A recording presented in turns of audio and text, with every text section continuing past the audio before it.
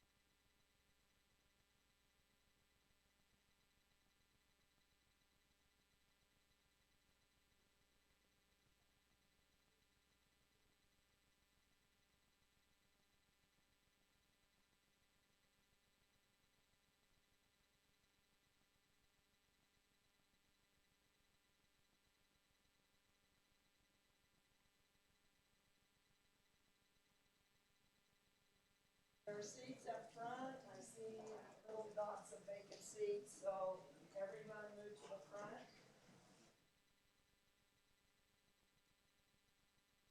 We'll begin in about 4 minutes.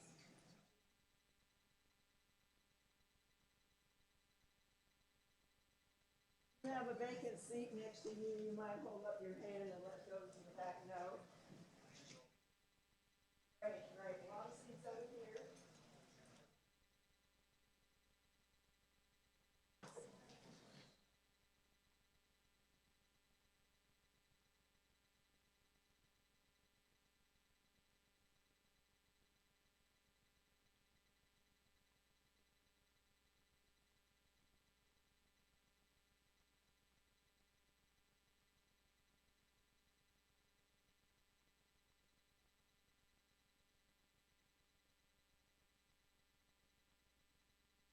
Up front. No, this is just like church. You don't want to sit in the front, but there you go. These look like perfectly reasonable seats to me. More seats here.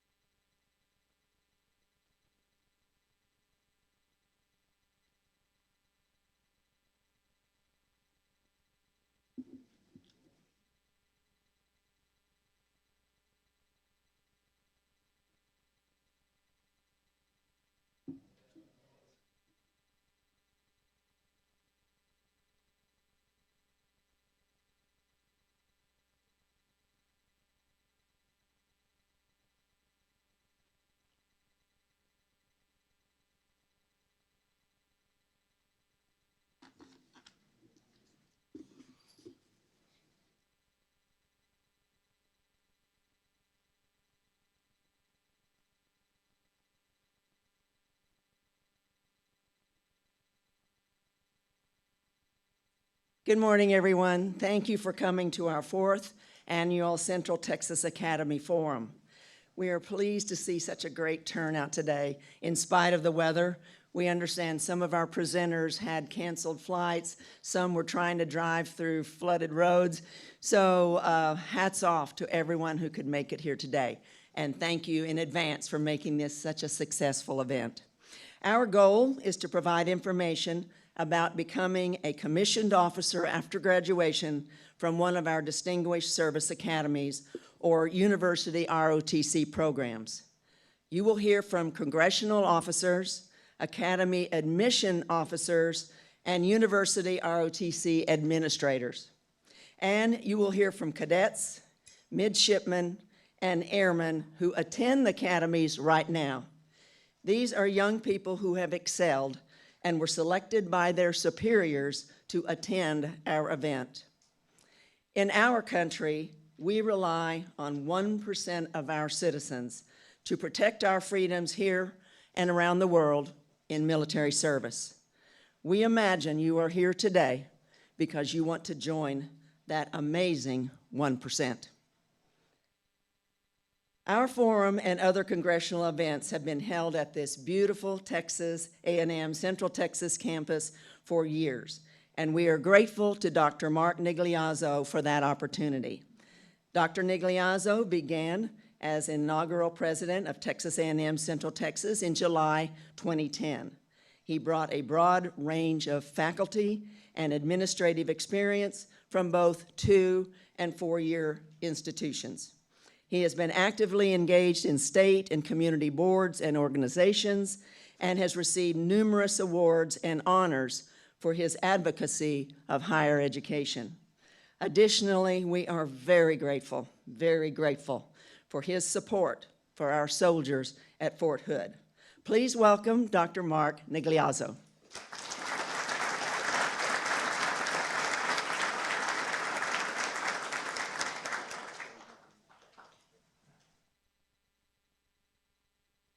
Good morning.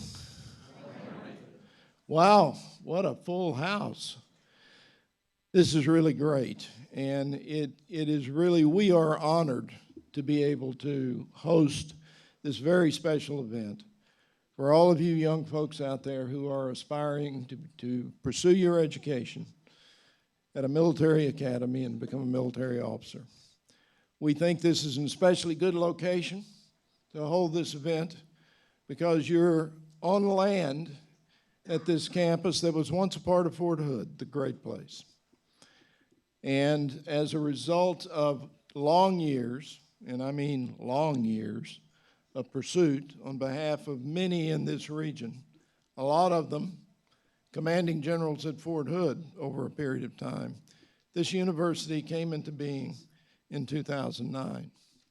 We are a part of the Texas A&M system. We are one of 11 universities.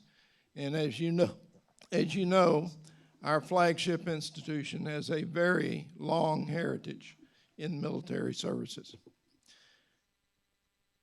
I will say this very briefly about the institution. We are a very unique school in that our intent is to serve the transfer student. We are a junior, senior, and a graduate level institution. We do not have freshmen and sophomores. All of our students transfer in. They come in many cases from community colleges, but if they're in the military, they come in from places all over the country and sometimes all over the world. So our commitment is at that junior and senior level. We also have our own very distinguished ROTC unit. A unit that, since 2009, has commissioned 190 military officers. It is unique in this respect that most of those who enter it are in the Green to Gold program. They have been in the military service. They have been deployed, and they have come in with tremendous experience. And as a result of that, well over a third of our commissioned officers have earned the distinction as distinguished military graduates. And that is a number that we are very, very proud of. Final perception of where we are. Every day at this institution, we can very easily hear the artillery fire at Fort Hood, and often the bugle call. And very often, we can see the flag flying at half-mast at the Veterans Cemetery, which is just on the other side of our campus. And every day, we remember those who have served and sacrificed. So we think this is a perfect place to have this event today, and we're very pleased that Congressman Carter has chosen to do so, and we're very pleased that all of you are here today. And so with that, if you would, please join me in the Pledge of Allegiance, and then I will introduce Congressman Carter. I pledge allegiance to the flag of the United States of America and to the republic for which it stands, one nation, under God, indivisible, with liberty and justice for all.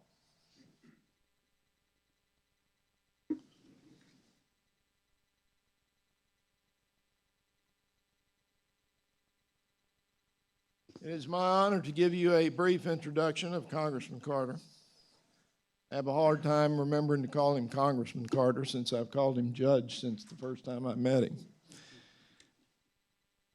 Congressman John R. Carter represents Texas' 31st Congressional District, which includes Williamson and Bell counties and the great place, Fort Hood. Congressman Carter was born and raised in Houston, has spent his adult life in Central Texas. He holds a degree in history from Texas Tech University and graduated from the University of Texas Law School. While working on oil wells in the North Sea during a summer job while in college, he met his wife, Erica, in Holland. They have been happily married since 1968. The Carters have 4 children, 6 grandchildren, and live in Round Rock. On June 15th, The Carters will celebrate 50 years of marriage.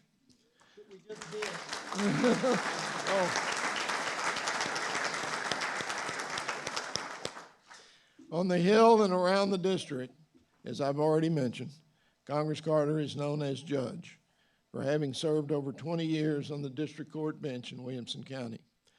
Judge Carter was recently elevated to the prestigious position of Chairman of Appropriations for Military Construction and Veterans Affairs. In his new chairmanship role, he will oversee the budget for all new construction projects on every military base and the Department of Veterans Affairs. Judge Carter also serves on the Commerce, Justice, and Science Committee, Defense Subcommittee, and Defense Subcommittee.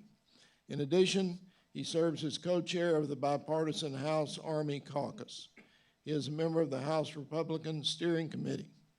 Judge Carter's biggest priority, taking care of our soldiers, veterans, and their families, and has extensively worked to improve veterans' health care and bring over $1 billion in funding to Fort Hood. Ladies and gentlemen, I am very proud to introduce to you Congressman John R. Carter.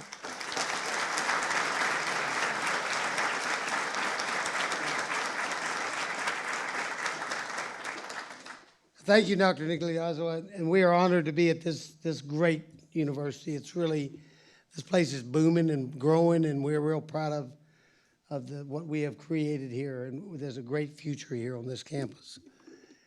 Wow, welcome every one of you. This is a packed house, overflow crowd. That's exactly what we want. In the United States Congress, you get to do all kinds of things, and some of them are not so pleasant, and some of them are not bad. But this is the best thing I get to do every year, so I'm always all smiles when I see all these fine young men and women who've decided that they want to serve their country and they want to go get a great education at all these institutions that we have an opportunity for you to get an appointment to. I'm really happy. We started this a long time ago, having our own little get you informed session. That's what this is about, to get you informed about what you're about to jump off into, because this is a big process. And you got to do your paperwork. You know, if you're in any military organization, they expect you to do what's required of you. And so you're going to be given a lot of things that are going to be required of you. And, you know, there are counselors at your schools to help you. Your parents can help you. Our office can help you. But you are going to have to meet your deadlines. You are going to have to do the work. And that part of what we're looking for is those who can do that. Because believe me, you get in one of these services and they tell you to do something, they expect you to do it, and they expect you to do it right. So this is all part of how we look at the candidates that come here. Now I want to make it very clear. I've shaken hands with as many of you as I could, but just because you met me does not mean anything. All right? So don't think you've sucked up to me somehow and got a chance. All right? Everyone is going to be treated equally across the board here. We have a panel, and you'll hear something about this from one of our members, from the Admiral. You'll hear about this, but we have a panel of very distinguished people, many of whom are graduates of various institutions that you're applying to. They will tell you that they are the ones that are going to meet with all of the applicants that make it to the point for the interview. And then from that, we're going to narrow that down to what we can actually do.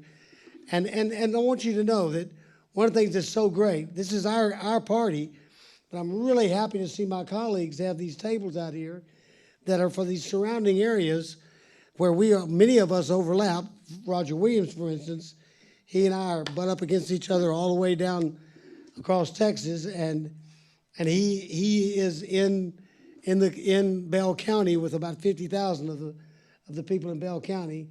So we've expanded your opportunities by having other tables to be here. Bill Flores is just to my north. Of course, Ted Cruz is out on the campaign trail, but he's got people here. John Cornyn makes appointments. There's a lot of appointments that are available, okay? So we want you to know the general picture of what you're dealing with.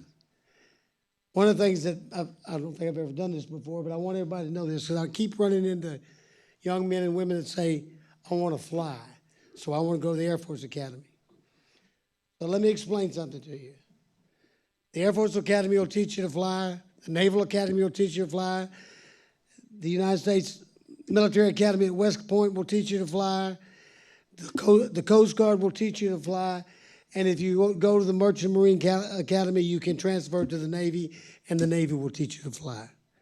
So if flying is what you want to do, take a look at everybody.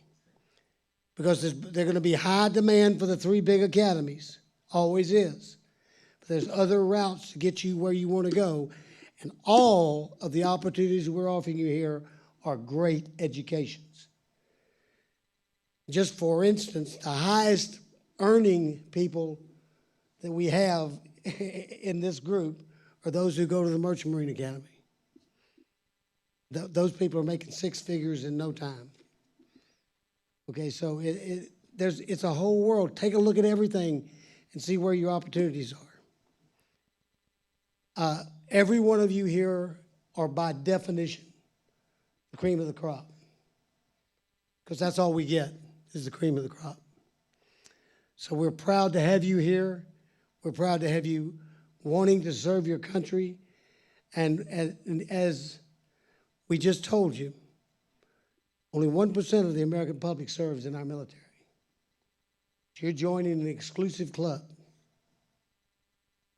And it's a club that has obligations and sometimes they're difficult. And you're knowing what you're getting yourself into, and you're willing to do it, means that you are the kind of heroes the United States of America is looking for. And we want you all, I wish each and every one of you the very best. So you know the glamorous life of a congressman. You probably see things that are not true about us. I'm going to have to leave after this because I have an election every 2 years. And I'm going to leave here and go walk door to door asking for votes in Forest Creek over in Round Rock.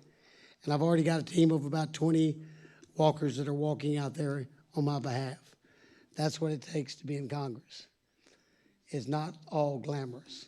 In fact, it's not glamorous at all. And finally, so you know why they call me judge, it's kind of a funny story. When I went to Congress, my first term, I got elected to be the representative of my freshman class, my first year class, to the steering committee. And the steering committee in the House of Representatives is the committee that appoints people to the various committees, and committee work is how work is done in Congress. And they also choose the chairman of all the major committees. So it's a good place to be. But I'd been in the judiciary for 20 years, and I wasn't a legislator. And my granddaddy had hanging over his bed a little plaque with a picture of an owl. It said, "A wise old owl once lived in an oak. The more he saw, the less he spoke. The less he spoke, the more he heard. Why don't you be like that wise old bird?" So when I got there and knew that I didn't know anything about the legislative process, I kept quiet and took notes. It's a very active group that talks all the time. And after 5 days, I hadn't said much more than good morning or good afternoon. And they brought in lunch. And there were sandwiches, and I was just taking a bite of the sandwich, and the speaker said, "Judge, how's that sandwich?" I said, "Very good, Mr. Speaker." And Chairman Dreyer, the chairman of the Rules Committee, leaped to his feet, pounded the table, and said, "Mr. Speaker, I demand that Judge Carter quit dominating the conversation in this room." And then they asked me why I wasn't talking, and I told them about the owl. The point of that being is they tagged me as Judge Carter, not John Carter, and I've been Judge Carter ever since. There's plenty of other judges in Congress, but I'm the only one that is consistently called judge. And I'm very proud of that, okay? All of you, I wish you all the best in the world. To the parents that are here with these kids, be proud that they're here. That's enough for you right there. This is as proud as you can get. You got a child that is choosing to serve. And there's nothing you can be more proud of than that. Good luck to each one of you. God bless each and every family represented here, and I hope all of you have success, but compete. It's worth doing. Thank you.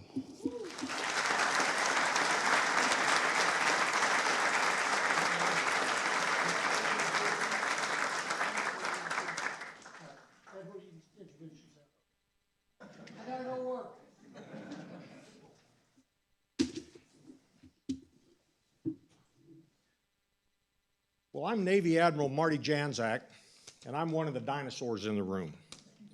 I have the honor to be one of the co-chairs for the Judges Academy Selection Interview Committee, and have been doing this, I don't know, 12, 14 years, and it's been a real honor to do that.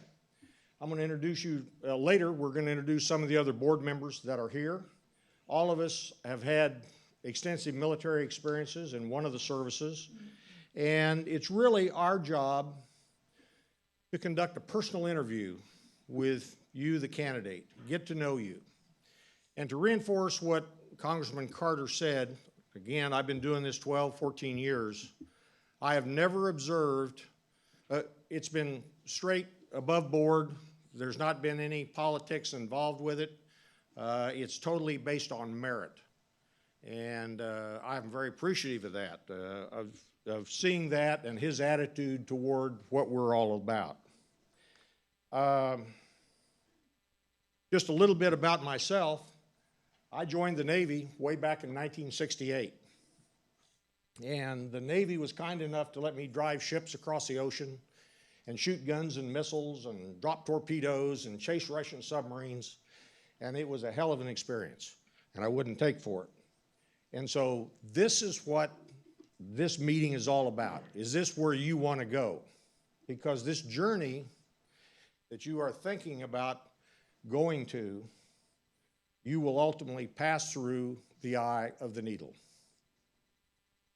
In general terms, each of the academies, there are about 15,000 people, just like yourself, that apply to the academy each year. About 1,500 get accepted, and at the end of 4 years, about 1,200 graduate as commissioned officers. So that's the eye of the needle.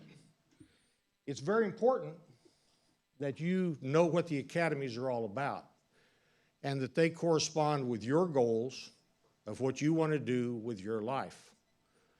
Many people, particularly today, because of just the 1%, you don't have a lot of experience with what the military actually does and what it's all about. There may be this grand idea, but that could be a misperception. The goal of all of the academies is basically a technical education, and that means engineering, science, oceanography, those kinds of things. And it's to educate line officers, operational officers who want to drive ships, fly airplanes, command submarines, control satellites, command tanks, all of those things that military officers do in defense of your country. I tell this little story because, and it is not atypical, of young people that might have an idea. Oh, I want to go, and I'm going to talk from the Navy perspective. I want to go to the Navy Academy, and I want to become a doctor and then be an astronaut. All of those are very noble goals, but probably that is not the progression that if you really want to get there, to achieve your goals. Do you want to be a naval officer, or do you want to be a doctor, or do you want to be an astronaut? And focus on one of those in order to get there.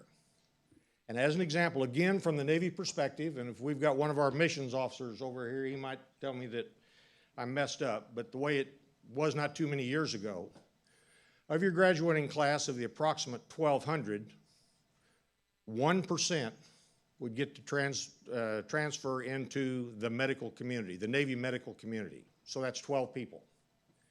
12 people, if you wanted to become a doctor, a dentist, a hospital administrator, a pharmacist, a nurse, 12 people out of 1,200. So I would argue, if you want to be a Navy doctor, there might be a better route, higher probability of how to get there. I'm not trying to dissuade you from going to the academy, but what I'm trying to communicate is, here's what the academies do. And there's similarities with the others. I'm not trying to impugn any of the other services. That's not the case at all. But we're trying, this part of this process here today is to acquaint you with what this is really all about. Now, if you decide that you're going to continue with this process, ultimately you will get in early November, first Saturday in November, there will be personal interviews with the boards, and it'll be here in this building. And that's a get-to-know-you process, and we're gonna ask you questions. I doubt there'll be hard questions like making you work a quadratic equation, but it's getting to know who you are and where you wanna go and those sorts of things. And there's no right answers. You know the answers already. There are the right answers, and you know what they are. You can't study for it. And so my recommendation is be yourself. The other thing that I would recommend, have a plan B. Okay? Again, this is an eye of a needle. It's a very competitive process throughout the nation, throughout the country, and where your goals are, have plans A, B, and C of how you're going to get there.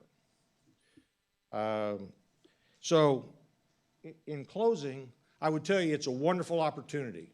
Don't shy away from it. There's lots of things out there, and as the judge says, 1% of our population serves in uniform.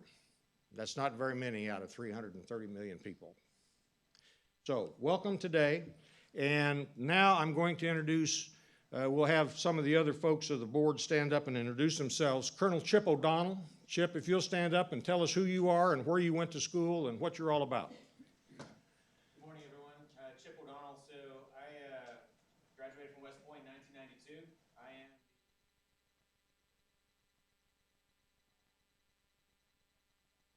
at West Point. You got my contact info. About 20 years. I also help out Congressman Smith as well. But as the congressman,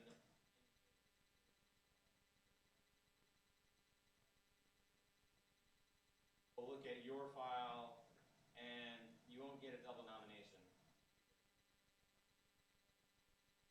But Marty, because he's amazing. Texas is very competitive. The one thing I would add is, somewhere else for a year, try again, because the competitiveness year to year is talk later, but Sure. thanks, sir. Thank you, Chip. Glenn Woods, did I see you earlier?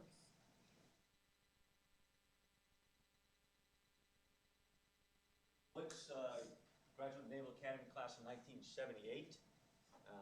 I retired in 2001 after 23 years of active duty as a Navy captain. On graduation, I went to flight school, became a Navy aviator. Oh, by the way, I should correct the judge, I'm glad he's not here. Naval aviation qualifies Coast Guard and Marines and Navy, by the way, so we do all that training for those guys. I spent 23 years in active duty flying P-3 Orion aircraft across the oceans of the world doing anti-submarine warfare missions, patrol and reconnaissance missions. And then I finished up my last tours working for Navy Legislative Affairs in Washington, working up on Capitol Hill in the Senate building. I'd like to emphasize a couple of things. One of them is preparation for the folks that are here today. I met a bunch of sophomores today. In previous years, we've actually met some junior high folks. Junior high is not too soon to start. If you're a sophomore, if you're a freshman, you need to be looking very hard at your academics. You need to take 4 years of math. If you can take calc and pre-calc, you need to do that. If you go online to all the Service Academy websites, I think you're going to find that they're going to lay out the academics you want. And the reason for that is because it's a 4-year institution. You're not going to go in a 5th year. You're not going to go in a 6th year. You got to be able to do college level academics as soon as you get. You need to take 4 years of English with an effective writing strength. You need to take physics. You need to take chemistry. So they're going to look at those sorts of things. And that's what we're going to look at when we look at your nomination package. We're going to look at the academics you've taken and how well you've done in high school. That's one of them. The second thing we're going to look at is your athletic capabilities. Doesn't mean you have to be in a varsity team, but what are you doing for physical fitness wise? Are you participating in a varsity sport, a club sport, after-school athletics, CrossFit, something to get you physically fit, because the programs at all the academies are very rigorous. You're gonna do intramurals, you're gonna do physical ed classes, and you need to be ready for that. And you're gonna take, once a year, or twice a year, actually, a physical readiness test. The third thing we're gonna look at in the nomination package is what have you done for leadership? Are you a captain of a team? Are you a chair in band? Do you do after-school activities, volunteer services? Do you work? Are you in student government? Something that shows your leadership capabilities. And I would emphasize applying for ROTC. The admissions officer at the academy is a classmate of mine. I had the pleasure of hearing him speak last week. And then the last thing he said was, what's your backup plan? If you don't get into service academies that you want to go to, what are you going to do? And since the mission of the academy is to get you into becoming an officer and from that service, another good way to do it is to go through ROTC. So you need to understand, I believe we've got some representatives today here, they're going to talk about that. So it's another process you need to apply for. You should take a hard look at ROTC programs and apply to the universities as well as for that scholarship. And the last thing is a couple of advertisements for the Naval Academy. If you're a junior, in January, you can apply for Naval Academy Summer Seminar. I think I've talked to a few of you folks today about that. That's an opportunity in June to go for about 5 or 6 days, live in the hall, eat in the hall, be run around by first-class midshipmen, understand the academics, do some of the military activities to get a feel for what life in the yard at the Naval Academy is like. The second one is if you're a rising freshman, junior, or sophomore or junior, you can go to STEM classes at the Naval Academy, taught by the professors, led by first class. Again, you live in the dorm, you do certain activities. And you can find out about this, admissions and academics, by going to the website, usna.edu, which I think you can probably do for the other academies as well, and find out what their activities are, where you can go during the summer to get yourself oriented at those academies. So I encourage you to do those things. Thank you, Lynn. I saw Alton McCollum. Alton, are you here? Yes. There you go.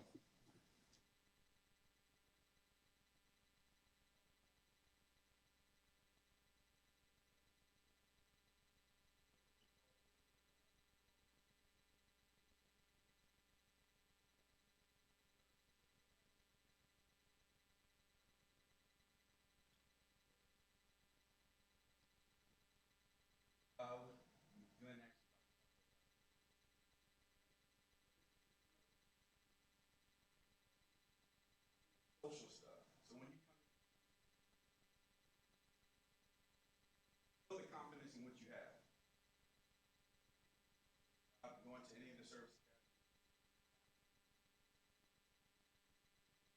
have the confidence to come in.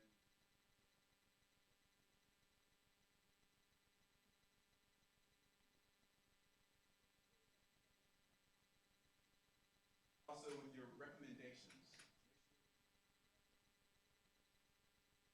have the important people, but also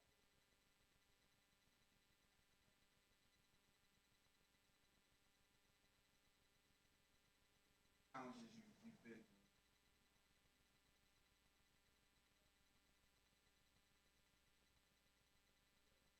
Have to have resilience.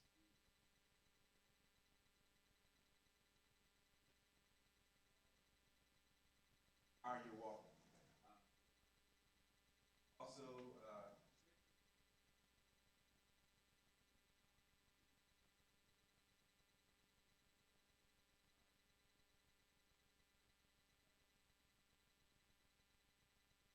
Thank you, Alton. Do I have any other board members here that I've missed seeing earlier in the crowd? Any other of Congressman Carter's board members? Sorry? My name's Kurt Thomas. Also am a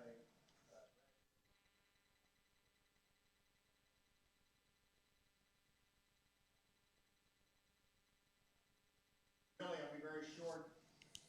One of the important things that you're going to have to realize once you get into that, we see people who have been there gone through the interview process that weren't selected the first year or weren't nominated to go to any.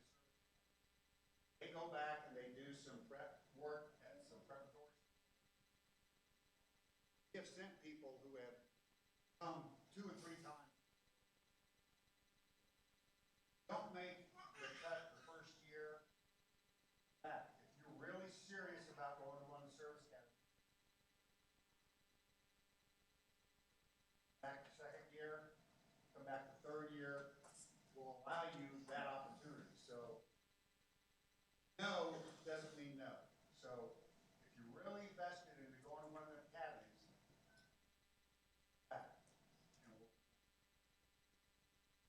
very competitive, great. I was amazed at the level of. I would have never made it in there. And some of these packets that we review,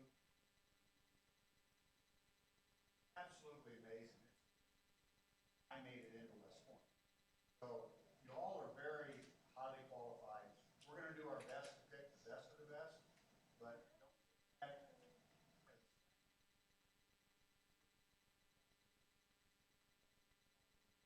one of us about people who we have seen come back 2 and 3 times that finally made it. Thank you, sir. Last call. Any other board members here in the room? Okay. I think now we'll transition to the congressional panel. One of the comment before we do that, you've seen a lot of these people in person. Don't throw away or waste this opportunity today. When this meeting's over with, all of us folks will still be around. If you want to talk to one of us, come up to us, look us in the eye, shake our hand, and tell us who you are. We'll be pleased to talk with you and give you some straight advice. And so now we're going to do we have Katie von Rosenberg? Katie, are you here? Please come up to the front to our panel. Brandon Simon, representing Senator Ted Cruz. Brandon, are you here? Okay, very good. Representing Congressman Bill Flores, Rozzi. Please come up. Congressman Roger Williams, Aaron Helton. Aaron, are you here? Oh, Aaron's AWOL. That'll be reflected on his fitness report. Michael McCall, Robin Hess. Robin, are you here? Okay. And of course, Cheryl with John Carter. So we'll start here. Representing Senator John Cornyn is Katie von Rosenberg. Katie, do you? Thank you, sir. Yeah, I'll take over. So Go ahead. we have a lot more. Oh, I mean, can everybody hear me? Sorry, we'll have technology here. There you go. Is this better? Okay, good. Okay, so Senator Cornyn's process is a little bit different. We receive 600 to 700 applicants every year, so it's a little more than our representatives' offices. And so the difference there is that we don't do personal interviews for that reason. So this means that with our personal questionnaire and essay that are in our application, it's really important to make sure we get a really good idea of the kind of applicant you are. So really, that's your chance to explain to us the kind of candidate that you're going to be. Excuse me. So also with the letters of recommendation, those are of course very important, and again, because we're not doing personal interviews, it's important to make sure that those, as he just said, it's important to make sure that those are people that actually know you as a student, as a person, and also make sure you reflect the student organizations and sports organizations that you're involved with. And what we're really looking for and what our board members are looking for is increasing your leadership over time within those organizations. So I know that all of us are probably looking for that to some degree, but for us it's, again, really important to reflect that because we're not meeting you face to face. And so if you guys ever have any questions, feel free, stop by my little station over there and I'll give you my card, and shoot me an email or call. We're happy to answer questions and address concerns. So yeah, I'm happy to help if anybody needs anything. So thank you for having us. Okay, I guess I'm next. My name is Brandon. I'm with Senator Cruz's office. I just want to echo a lot what Katie said with the Senator's office. We do receive a larger number of applicants than most House members, since we are over the entire state, so we do not do face-to-face interviews. One thing that is a benefit is with our Senator's office, everything that we have is online, so you can actually submit via online and actually track everything you guys receive so we know when you have it. The one recommendation I have is when we have due dates, let those third-party people know, so like your letters of recommendation, your school and so forth, know that it's not mail by, it's due by. And because the issue is, that's our easiest cutoff, is to see, our easiest weed out is those who weren't able to put the work in and get everything in on time. And if your school doesn't do that, that kind of falls on you to make sure that you remind them it's due by a certain date, not mailed by. With regards to that, my side job is I work with Boy Scouts a lot. So kind of add that in there too. So Girl Scouts, Boy Scouts, any kind of extracurricular activities that you guys have that have leadership, whereas you grow into it, please put that in there, especially if we're not going to be able to see you face to face. We really want to see how that works and how you have developed as a person, even if you didn't make Gold Award, even if you didn't make Eagle Scout. You have that ability to show that you've had leadership, that you know that you are fit and ready to serve our country. And so with that, I'll be back there as well. If you have any other additional questions, please come by. Hello, everyone. My name is Rosie, and I am with Congressman Bill Flores' office. Our district, we are District 17 of Texas. We include Waco, Bryan College Station, a sliver of Austin, and kind of everything else in between. And I am the Academy Liaison for our office. We encourage everyone to start applying spring of your junior year. So don't wait till fall. If you are able to apply ahead of time, if you know that you are set on attending one of these academies, definitely be proactive. It makes it easier on us. It makes it easier on you as well. In addition to that, we would like all of our applications to be submitted electronically as well. And you can visit flores.house.gov if you are in our district to apply.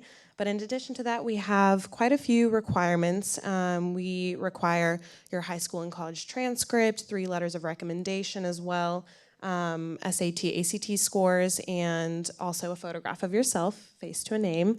But also, just to kind of second and reiterate what Katie and Brandon have said as well, make sure your letters of recommendation are from someone who knows you. So academic, teachers or, any faculty that you've gotten to know very well. But in addition to that, any extracurriculars or if you had a job during high school, someone, your supervisor, someone who can attest for your character, and that helps our board as well. But we do also, and usually, our application requirements, the deadline is October 1st, usually, almost every year.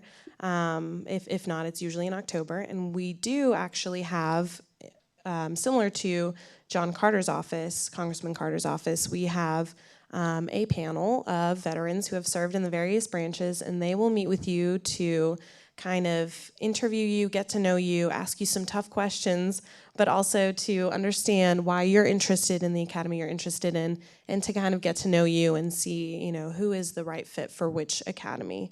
It is overwhelming and intimidating, but they are all wonderful people, wonderful veterans who really want to get to know you and want you to succeed. So don't be intimidated. It is kind of scary, but it's a great process to get to know the candidates and kind of get to know why you're interested in the academy you're interested in. But ultimately, they will make their recommendations to Congressman Flores, and he will make kind of the last call on who he would like to nominate to which academy. But in addition to that, I guess that's everything. Yeah. Thank you for having us. Cheryl. Thank you.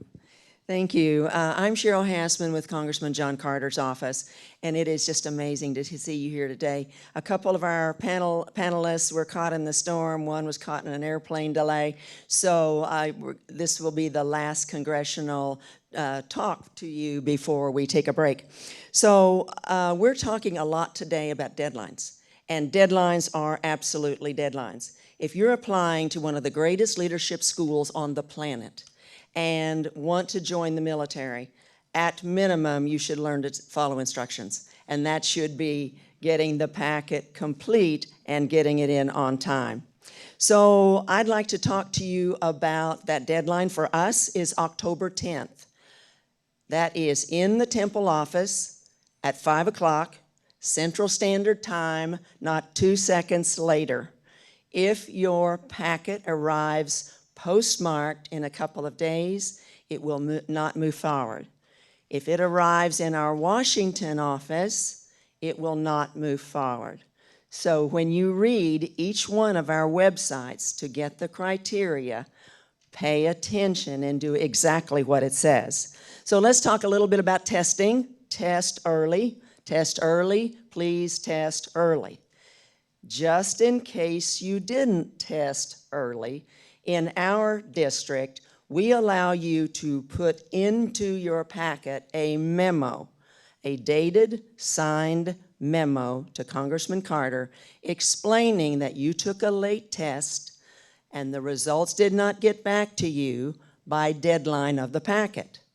So that memo, a copy of the receipt of the late test that you took, will be sent directly to our office if you instruct the testing agency to do that. And then that memo and the receipt goes in the packet at deadline, and we call that a complete packet. Then we're going to be looking for those test scores to arrive independently in our office. So that is not instead of test scores, that is a supplement to represent the test scores. So keep that in mind about us. So you must have an open file with the Academy and with your congressional office. So please do not complete the application process. And if you're offered a nomination, say to the West Point, and West Point's never heard of you, then that nomination will not move forward. So it's very important to understand the two-step process. You're going to have a file with your congressional office, a file with your preferred academies. And get to know all the academies. I know some of you have a burning desire to go to one and one only. I recommend that you know about all of them. Here's why. It supports the idea that you know where you really want to go. 2, a few years down the road, you're all going to be in the same foxhole anyway. And so you need to know what you all do to help each other ultimately to support our great country. So the attendance is pretty impressive here today. And I know you're overachievers and I know you're serious, but I want to throw out some questions for you to digest. Are you ready for the rigor of a service academy and willing to complete the sacrifices necessary to be successful there? Or do you want a more traditional university experience, maybe earn an ROTC scholarship, and then serve your country? Maybe that funny haircut at the academy is not for you. Maybe you want to sleep in on Saturday. At the academy, that's not going to happen. So think exactly about what you want to do with your life. And I want to ask you this. Do you someday want to be a leader of young people just about the same age that you are now and lead them into harm's way? Good food for thought today. So we have a lot of important folks here. We have, in the military, you're going to learn a lot of acronyms. I'm going to teach you 2 today. One is CASA. We have, Ms. Shine, will you stand up? We have the CASA representative for the United States Army. CASA stands for Civilian Aid for the Secretary of the Army out of Washington, D.C. And we're so happy to have her here with everything that she does. The second acronym that pertains to her is VIP. So make a note.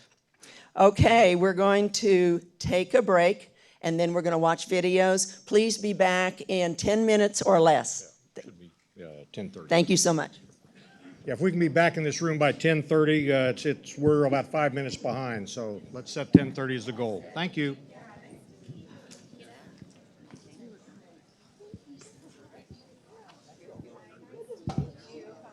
How are you doing, sir? I'm doing great. How are you? I'm doing all right. Thank you. How's flight school? Not quite there yet. I'm actually down in Austin working with the Air Force right now at kind of they're starting up the next generation flight school. Okay.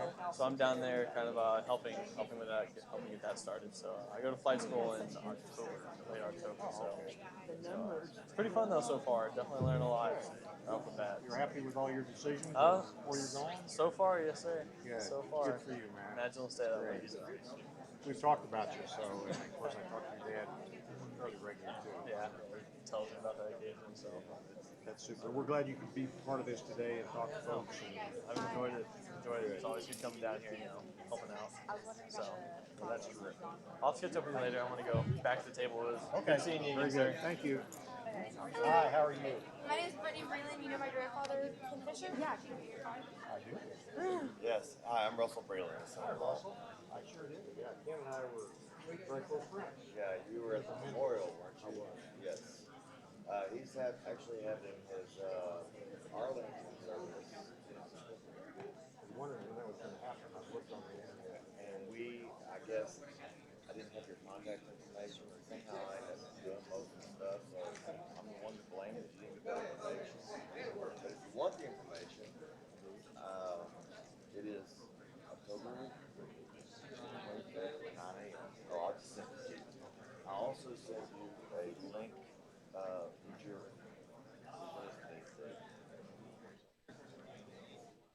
have a block of road in the building.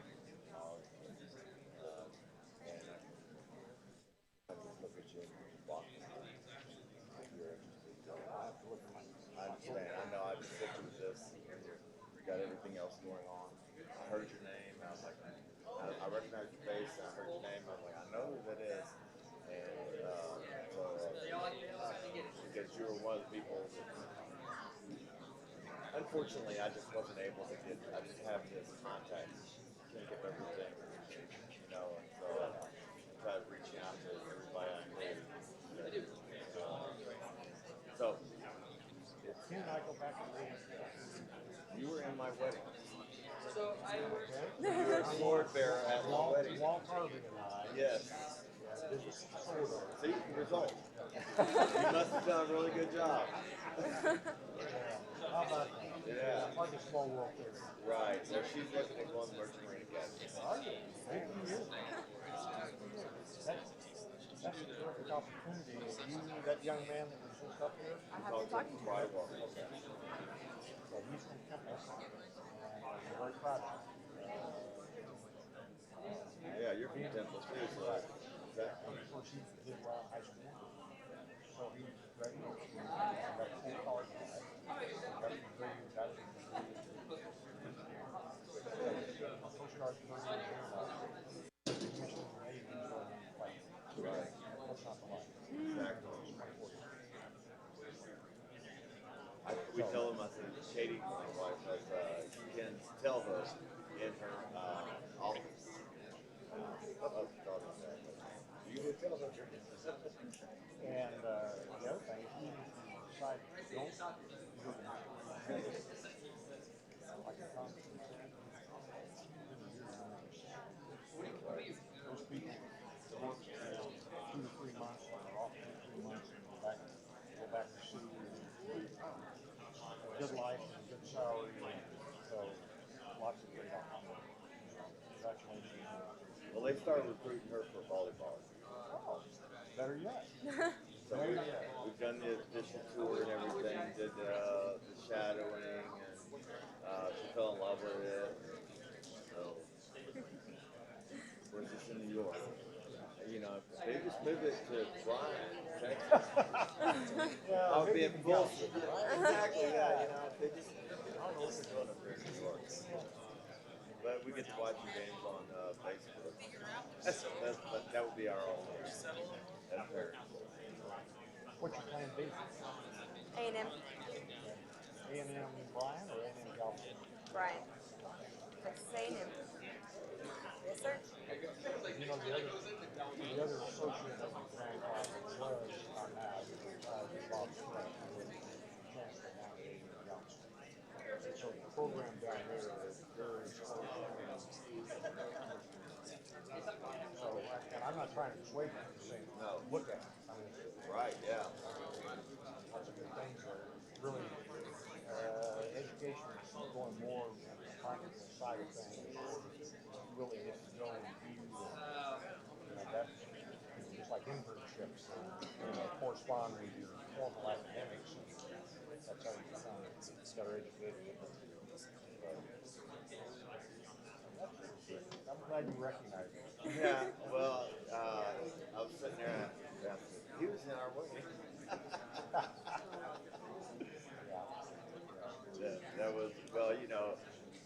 time I had gotten commissioned and in the National Guard, I was enlisted, and I was the first sergeant in National Guard unit, and now went to Federal OCS and got commissioned. So here I am, a butter bar. I got all these flag officers holding swords for me. Yeah, I got it like that. Yeah, well, the thing is, Katie, my wife, she had to go from being an admiral's daughter to a lieutenant's wife, so it's like a huge demotion for her. Very good. One step straight from the top to the bottom.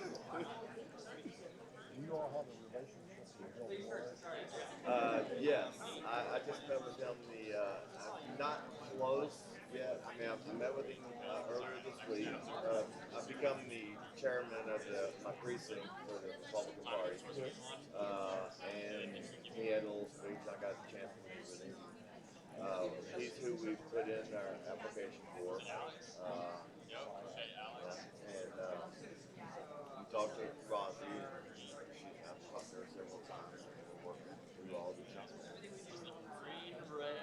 Actually, You know this well, I hope. I don't know. and also the John Corner.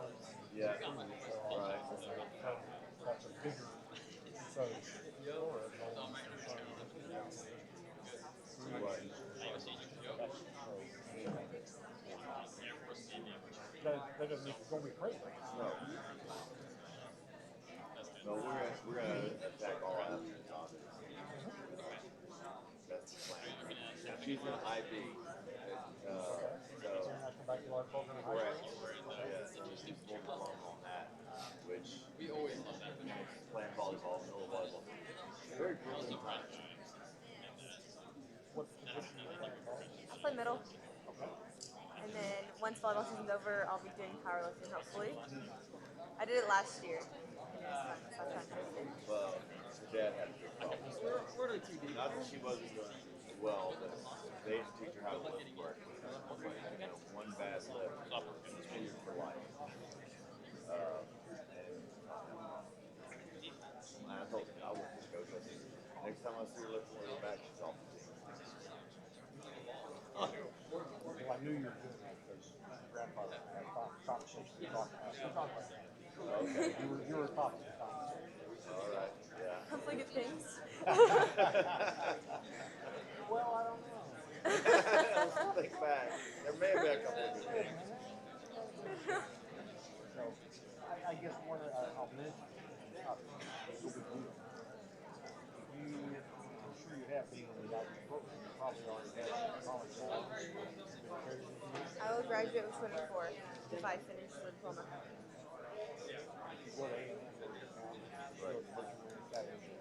Correct. But she could test out the easy subjects like calculus. That's what he told us. I'll tell you a quick story. When I went to college, I tested out as a freshman semester. So I went into whatever the next level was. And Right. You went straight from the waiting to the deep end now. so, I mean, it's good if you can do that. I'm not saying don't do that, but just, there could be implications. So they were true and all that. I did Right. Kind of hit like a truck. Right. Well, when their coach from Merchant Marine Academy said that, I got the word like, oh, the easy subjects like calculus. Good. Well, certainly the IB, having a college, college degree and IB certification. We have in our area here, so that's the only company that has Right. I'm new to that, like that business. And in our area, only Bryan has it. So, College Station and all the surrounding areas have to go to Bryan. Great opportunity. How are you in Not my strongest subject, but I'm getting better. Calculus for me is a lot easier than IB math was. So, and I enjoy physics. Good. That's an important thing, and when you recognize that where you're maybe not as strong as you should be, and work on it. Whatever it takes to get through it, you won't be able to escape. Well, you gotta embrace it. How do I do something? Right. Everybody feels really differently, but it's not going to be Well, I definitely want to apologize for not getting the word out to you on that. I know you know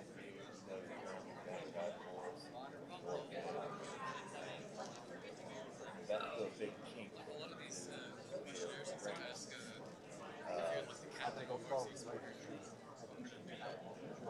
Yes. Yeah.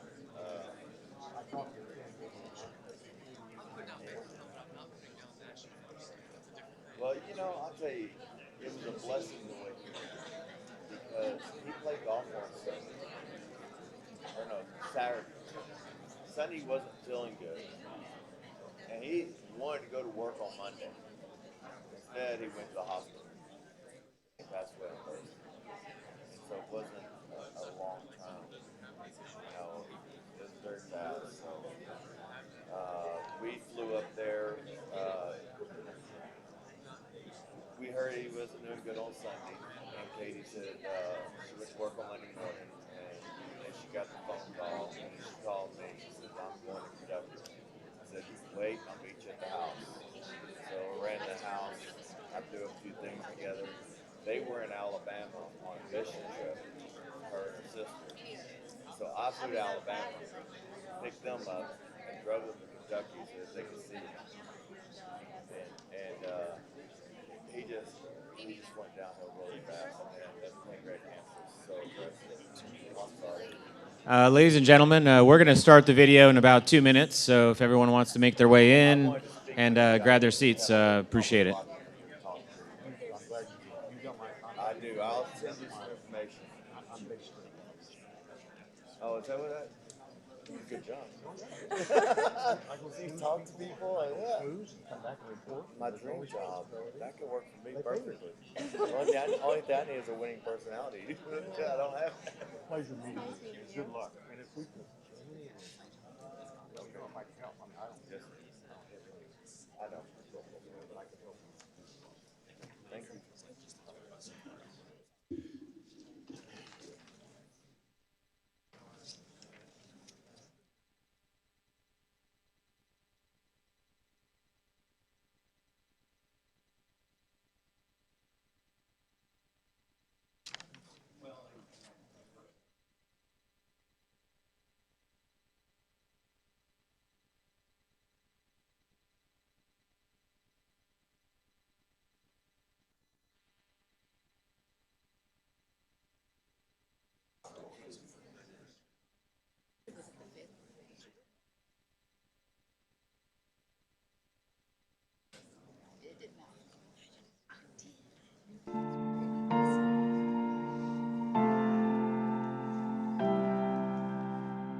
Where can you gain the skills that employers want while earning the degree that you need? Where can you challenge yourself, inspire others, and succeed on a team? And where can you become fearless in every endeavor?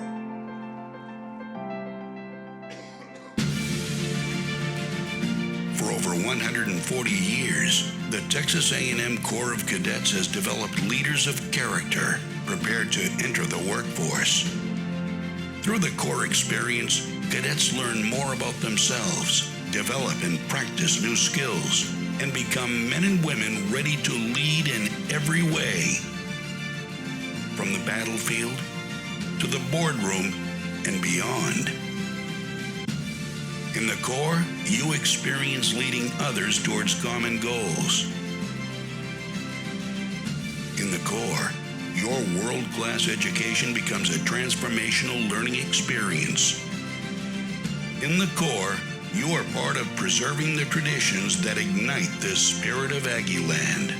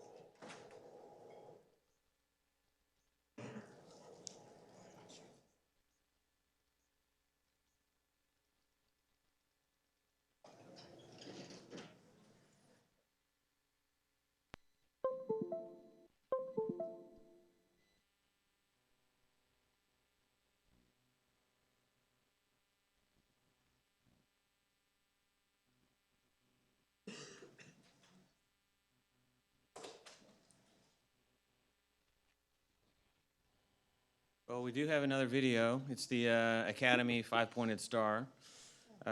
We may or may not be able to see it, so we'll see how that goes. So in the interest of time, because I know you're all on a schedule, I was just going to kind of talk a little bit more about West Point, since I'm from West Point. A couple of things, as far as the board's concerned, we kind of already went through that, so I'm going to give a broad brush. One of the key things is that I know sometimes some of the students have come up and they're nervous. And that's okay, we expect that. Kind of what Alton said before, I'm gonna emphasize that. You can be nervous, but be confident, right? Just practice those situations, plenty of opportunities in school to do it. So just be confident, know what you wanna do your research, and know where you wanna go and why. You know, interesting, so from my experience, I've worked on Smith's board and Carter's board, and I've also done ROTC, interview forums, as part of the Central Texas Region guys, so I'm pretty familiar with almost every aspect of the program, having done it for more than a couple years. The next thing I just emphasize is you need to show your commitment, right? So you're making a pretty big choice, so you need to do the homework to go into it. Ways that I look at as a board member for how do you show commitment is if you're to show up and you're just like, hey, you know, my first choice is Navy, then great, that's fine. But how's your ROTC packet with the Navy? So that tells me that if you really want to be a naval officer, that you've checked both boxes, right? You've pursued every possible way to get into the academy or get into the service and be in the Navy or the Air Force or the Army, whatever the case is, it doesn't matter to me. You want to show your commitment. It's also known as Plan B. I do want to throw out there, all the academies have prep schools. Don't assume that it's a gimme. There's only 200 students that go into each prep school class. In the case of the Army, you have to be disqualified to get into the academy in order to go to the prep school. So that could be you're academically ineligible. It could be that you broke your leg in some sport and you need rehab time. That's okay too, but somehow you're disqualified from the academy. The other two academies, I'm not sure if they have the same rules, but that's how we roll. So Plan B isn't just the prep school, it's got to be something else in mind. And as we talked about, it's very competitive, so you have to have a Plan B. You have to. Have you met your congressman? You Texas 31 people, congratulations. If you have a different congressman, pretty easy to find out where they're at. You're asking them for a nomination, probably okay to go out and meet them somewhere on the campaign trail or somewhere in their office. They're always doing stuff in your district. That's what congressmen do, so go meet them if you can.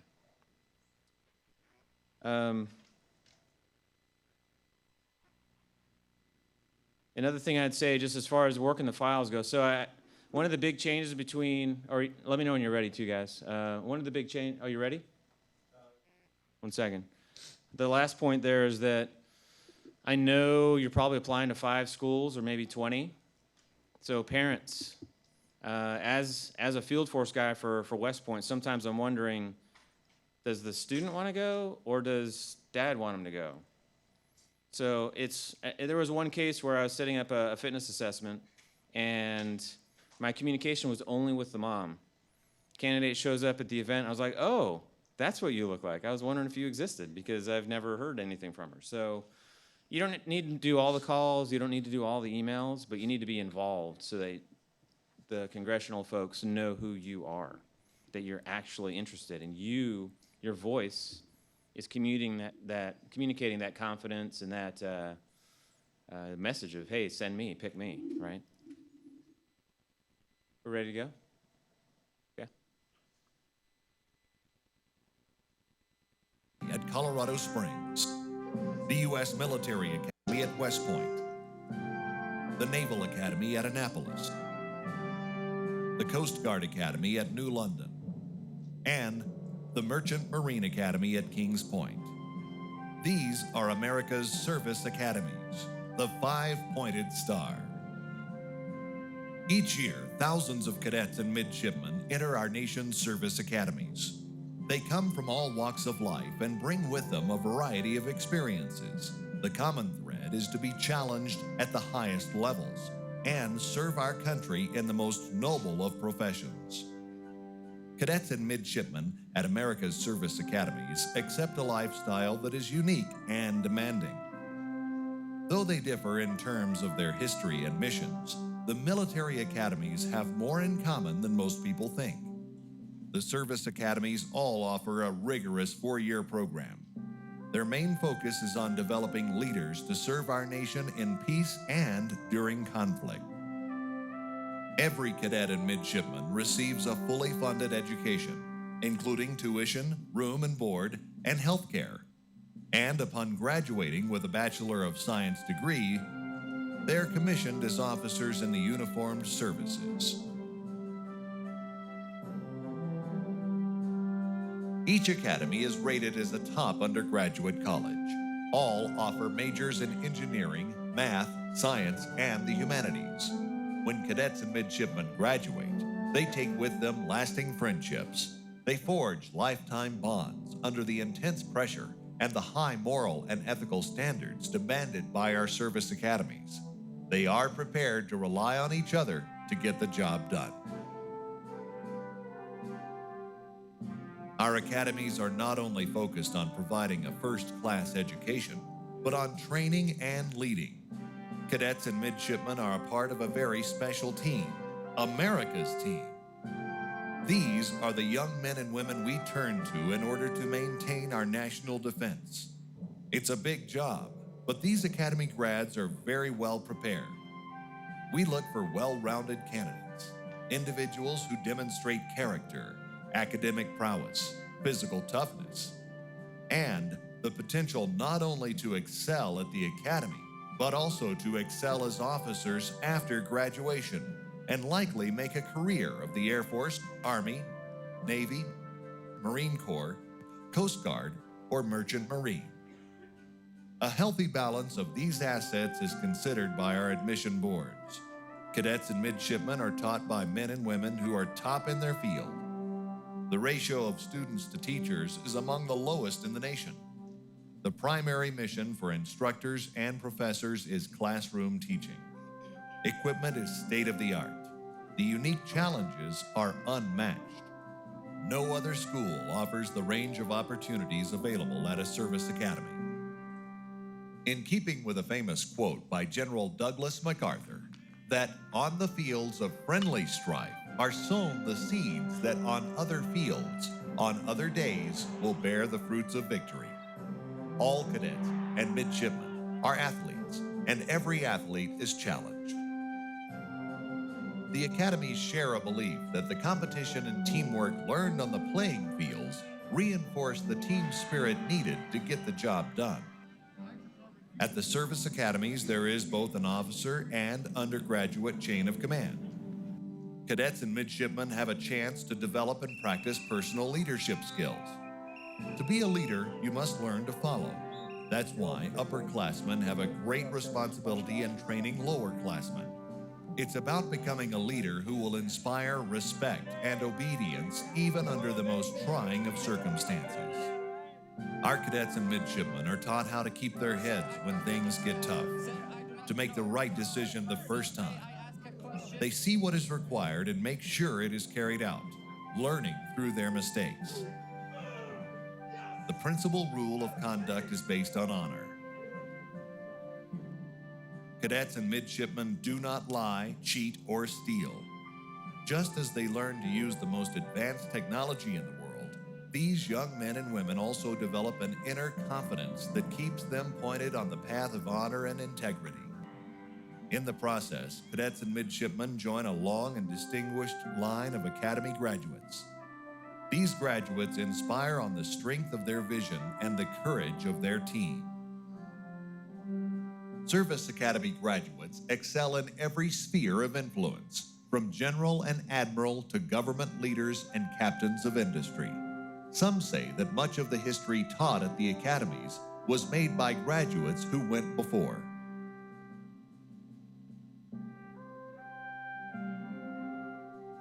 Our country expects a great deal from our cadets and midshipmen to make them the best in their chosen field. Academy graduates prove worthy of this assessment by the way they perform their postgraduate service opportunities. It all comes down to this. For those who want to reach their potential, they have the help they need to find it. America's Service Academies, the 5-pointed star.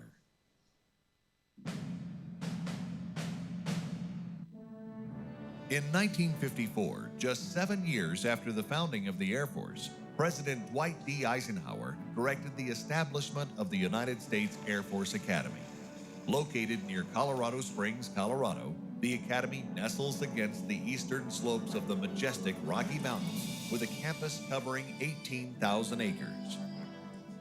Our proud heritage includes the accomplishments of military aviation pioneers like Billy Mitchell, Hap Arnold, and Benjamin O. Davis. Air Force Academy alumni include a Medal of Honor recipient, a congresswoman, and several astronauts.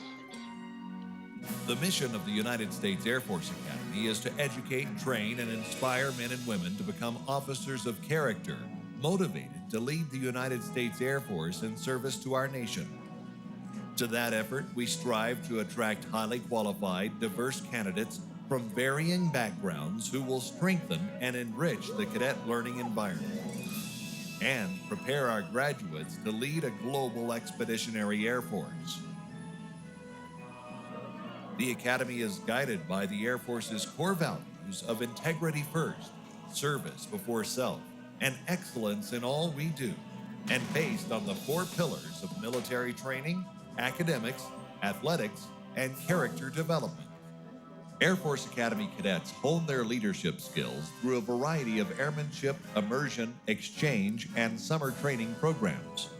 Whether it's participating in the world's premier aviation program, with 90% of the soaring instructor pilots and free fall parachute instructors being cadets, traveling across the globe for one of our many immersion or exchange programs, or shadowing an active duty member at an operational Air Force base, cadets take these experiences well into their Air Force careers.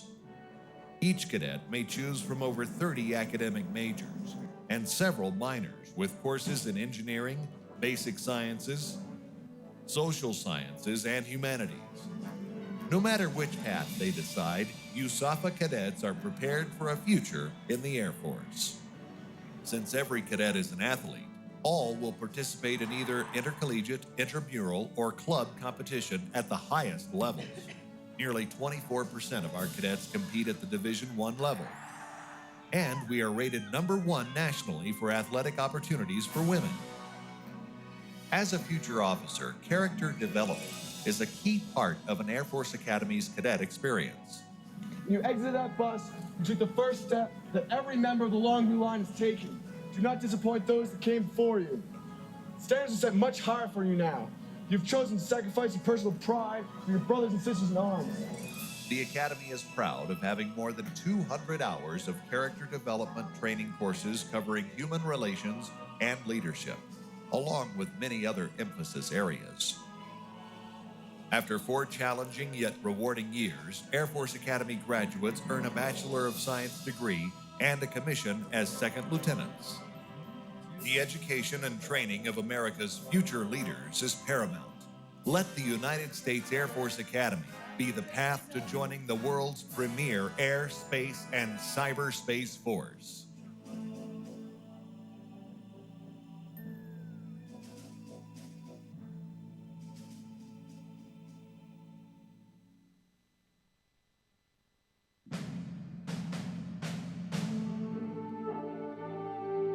United States Military Academy at West Point. The name evokes feelings of pride and achievement. Located on 16,000 acres of quiet hills, woods, and fields in the beautiful Hudson River Valley, West Point has been training the Army's future leaders for more than 200 years. Although located in the tranquility of the Hudson Valley, New York City, the home of Wall Street, Broadway, and Lady Liberty, is less than an hour's drive from West Point. Since the Military Academy's founding in 1802, West Point has defined leadership in academics, in physical fitness, in military training, and in selfless service to the nation. Consistently ranked among our nation's top colleges and world-renowned for its leadership development, West Point combines cutting-edge technology and educational innovation in state-of-the-art facilities at this historic site. Both past and present, the long gray line is full of warrior scholars dedicated to our nation and inspired to serve a cause higher than themselves. The core curriculum at West Point stresses the fundamentals of engineering and military leadership. West Point was our nation's first engineering school, and its engineering programs are still ranked among the best in the country. But cadets can choose from among more than 35 majors, including computer science, information technology, foreign languages, and economics. Opportunities are also available for research and study, both across the United States and around the world. In addition to semester abroad and military academy exchange programs, cadets might spend time in the summer on advanced individual academic development projects, such as researching renewable energy in Uganda, studying rotorcraft aeroelasticity in Hampton, Virginia, researching virtual reality cognitive performance in Marina del Rey, California, or participating in language and cultural immersion in countries like France, China, Tajikistan, or Brazil. Fitness is a key component for every Army officer, so naturally the Military Academy places a high value on physical training. So whether it's competing in one of the 29 intercollegiate club sports, participating in intramurals, or representing the Army Black Knights on one of the Army's 25 NCAA teams, every cadet is an athlete. Even for those who come here prepared to face a challenge, the road to becoming an Army officer is a demanding one, and it should be. Because upon graduation, all cadets receive Bachelor of Science degrees and commissions as second lieutenants in the U.S. Army. To prepare cadets for the challenges they will face as Army officers, leaders in today's Army and the world, the Military Academy hones cadets' abilities within a strong moral, ethical framework. They are taught how to think, not what to think. And when they emerge as Army officers, they will be soldier scholars, critical thinkers, and creative problem solvers, prepared for the extraordinary responsibility faced by leaders of character in service to our nation. For more than 2 centuries, the United States Military Academy at West Point has developed leaders of character, inspired to serve, providing an education rich in military excellence, steeped in tradition, and strengthened by moral, ethical principles. This is not just the Army's academy, it's America's academy, a place that embodies the time-honored values of our nation.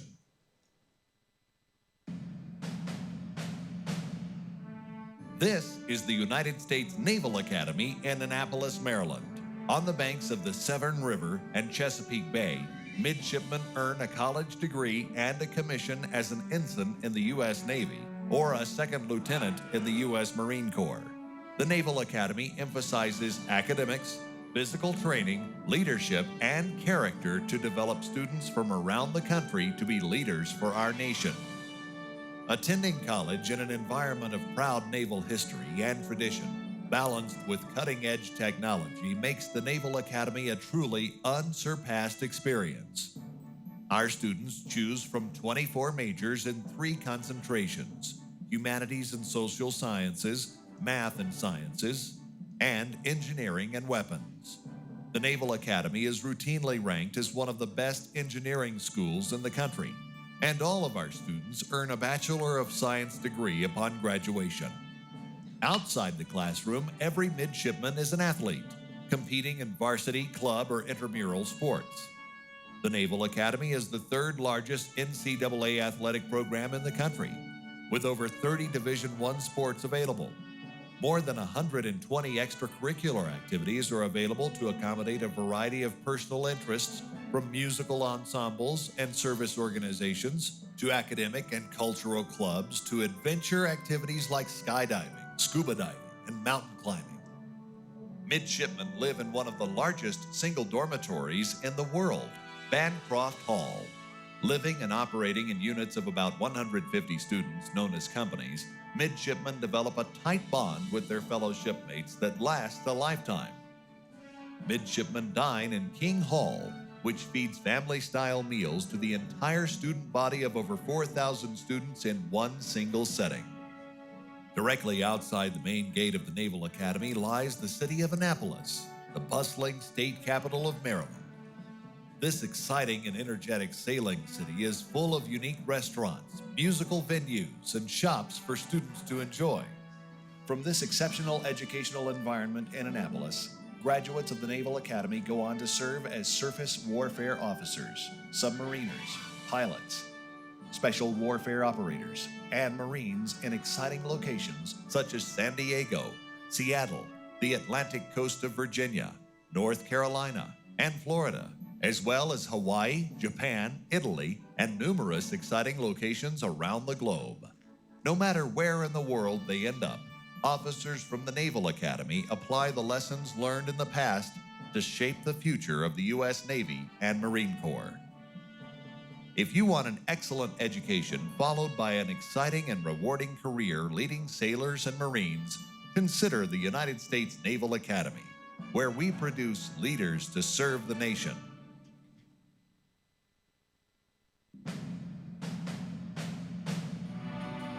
The United States Coast Guard Academy is located approximately halfway between New York and Boston on a picturesque waterfront campus in New London, Connecticut.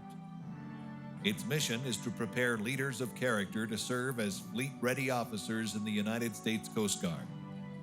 This is accomplished through rigorous academics, athletic programs, and military training. As the smallest of the military academies, cadets benefit from one-on-one personal interaction with our faculty as they prepare for one of 12 fields of study in engineering, marine and environmental sciences, applied mathematics, management, or government. The Coast Guard Academy's academic programs have been nationally recognized by the Princeton Review, U.S. News and World Report's Best Colleges, and Forbes.com. More than 2/3 of our cadets participate in one of 23 varsity athletic programs. Our Division III small school standing, club, and intercompany sports ensures that all cadets have the opportunity to enjoy and contribute to their sport of choice. The military preparation, which includes summer training in the operational Coast Guard, is intense as cadets prepare for one of the fastest tracks to command in the military. It's America's only military service where all duty assignments are open to women. The U.S. Coast Guard, America's shield of freedom, is tasked with protecting the safety and security of our nation, environment, and economy. The Coast Guard Academy, offering a tradition unique among America's military services and a degree of excellence surpassed by no other college or university. An elite education, a noble profession, an honored tradition. The United States Coast Guard Academy. Could I get the Academy panel to come up while we're watching the last point of the star? The United States Merchant Marine Academy, the world leader in maritime education and training. Our mission is to educate and graduate licensed merchant mariners and leaders of exemplary character. Leaders who serve America's marine transportation and defense needs in both peace and war. The Merchant Marine Academy was the first service academy to matriculate women and continues to emphasize leadership, diversity, unity, and respect. Our values are simple and direct. Service, honor, and excellence tell our story. A story with over 70 years of history in producing the best merchant marine officers and maritime leaders for America. Merchant Marine graduates abide by the motto, Acta non verba, deeds, not words, and are leaders who exemplify the concept of service above self. With 95% of the world's products delivered by sea, the health of maritime industry requires quick, safe, and efficient cargo transport around the world. Graduates of the Merchant Marine Academy can be found leading every level of this transportation network, supporting our country's economy and defense needs. The Merchant Marine Academy is the only service academy where 3 graduation credentials are earned: a Bachelor of Science degree, a United States Coast Guard license as a deck or engineering officer, and an officer's commission in any of the armed services or with the National Oceanic and Atmospheric Administration, also known as NOAA. Midshipmen spend 300 days training on board United States merchant ships, traveling to 7 different continents during their sea year, and receive a salary during their at-sea training. All Merchant Marine Academy graduates have a service obligation. Graduates must serve for 5 years in the United States maritime industry as merchant marine officers on commercial vessels supporting the nation's commerce and defense interests, or 5 years of active duty in any of the nation's armed services. Those choosing to serve as merchant marine officers also have an 8-year service obligation to enlist in any reserve unit of the armed forces. We are the only service academy that offers this choice.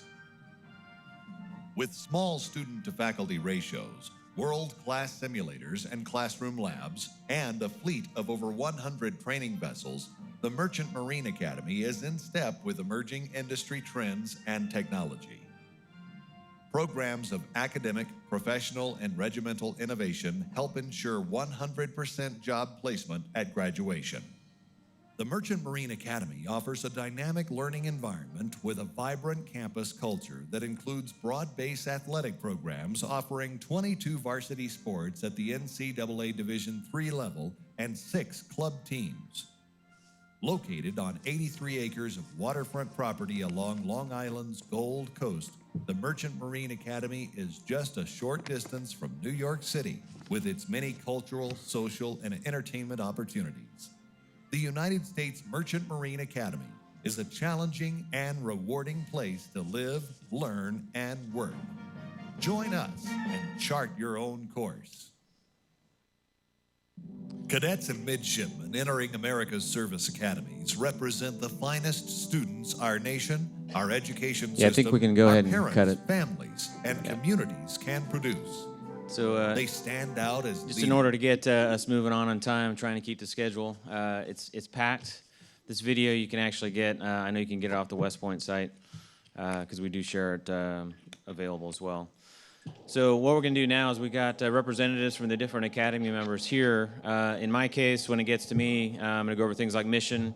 I'm going to go over a few tips. I'm going to introduce some of the team members I've got here in the audience that you can talk to afterwards as well.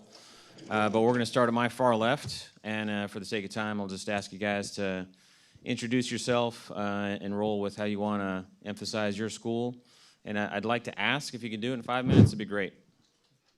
All right, good morning. My name is Major Jeff Coulter. I'm the Recruiting Operations Officer for Army ROTC at Texas State University. For those who have decided that they want to pursue a military career as an officer in the U.S. Army and have adopted ROTC as your Plan B, if you do not receive an appointment to the U.S. Military Academy, and you are interested in more of a traditional college experience, I use that to contrast an experience like the Corps of Cadets at Texas A&M. Army ROTC at Texas State University is on a traditional college campus.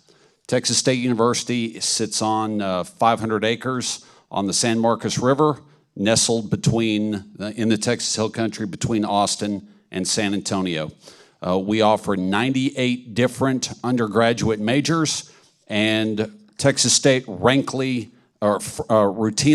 ranks on the Princeton Review as one of America's best value colleges. At our organization, we have approximately 100 cadets. We have a world-class active duty cadre, but the only time that you are a cadet at Texas State is during our regular military science classes, labs, and field training exercises. If you have any questions, I'll be out in the foyer following the end of this presentation. Thank you.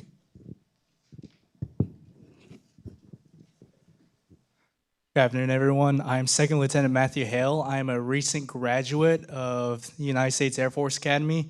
I'm an admission advisor for Region 4, which Texas is included in. So if any of you guys have any questions, you could ask me. But the Air Force Academy is a unique institution, four-year college. You guys all know that from the 5-point star. The Air Force Academy is definitely unique in that cadets lead most of everything. We do have officers in place, but cadets are doing the leadership opportunities and everything. So your glider programs, you're not in a plane with an officer or a pilot. You're in a plane with a cadet who was in your shoes a year before you. Same with your jump program. I took the jump program. You have like 3 days of ground training, and then right after that, you do your first solo jump. You are trained by cadets, and you learn rigorously, and you get the best training, but it's very, very hands-on. So the Air Force Academy has very unique opportunities with airmanship because most of the other service academies do not have our glider program, our jump program, or our powered flight program. The Air Force Academy definitely sets you up for that. Air Force Academy had through my graduating class, we had about 50% of our graduating class get rated career slots. About 10% went on to graduate school for things like through medical school, mathematic research, going abroad, political science, and research abroad. The rest of everyone else has a choice of 35 different AFSCs, which are jobs you get at the academy, and you get to choose between, so your RAE career fields will incur longer service commitments. Your other career fields will not. You have your standard 5-year service commitment at the Air Force Academy. If there's any other questions you have, feel free to ask me. I'll be in my booth in the main lobby. Good morning. Lieutenant Colonel J.T. Thrash, Texas A&M University, Army ROTC. I'm joined today by Second Lieutenant Faulkner and Second Lieutenant Clenitz, back here far right, who will be at the booth right after this in order to answer any questions you have about the Aggie experience. They're actually recent cadets just commissioned into the Aviation Corps. Okay, a little bit of a speech, so I apologize if I put you to sleep. If you are considering ROTC as your plan B, we ask you to consider Texas A&M University. We are the largest ROTC commissioning program in the nation, and that's across all boards, Army, Air Force, Navy, and Marines. Okay, last year, the Army ROTC at Texas A&M University commissioned 96 cadets. 65 of those cadets received their first branch. That means that right now, they're currently serving in branches like infantry, armor, cyber, military intelligence, and signals, amongst others. Every year, we also approximately commission 25 cadets that serve in the Texas Army National Guard and the Army Reserves. We consider ourselves to be the service academy to the Texas National Guard. That's how many officers we commission that actually go on to not only serve at field grade, but also make general officers in the Texas National Guard. Texas A&M University is one of 6 military colleges and the home of the Aggie Corps of Cadets.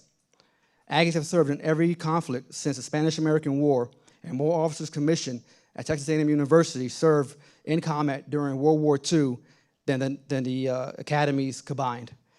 Currently, we have in our history, we have 225 general and flag officers that were Aggies and are currently Aggies.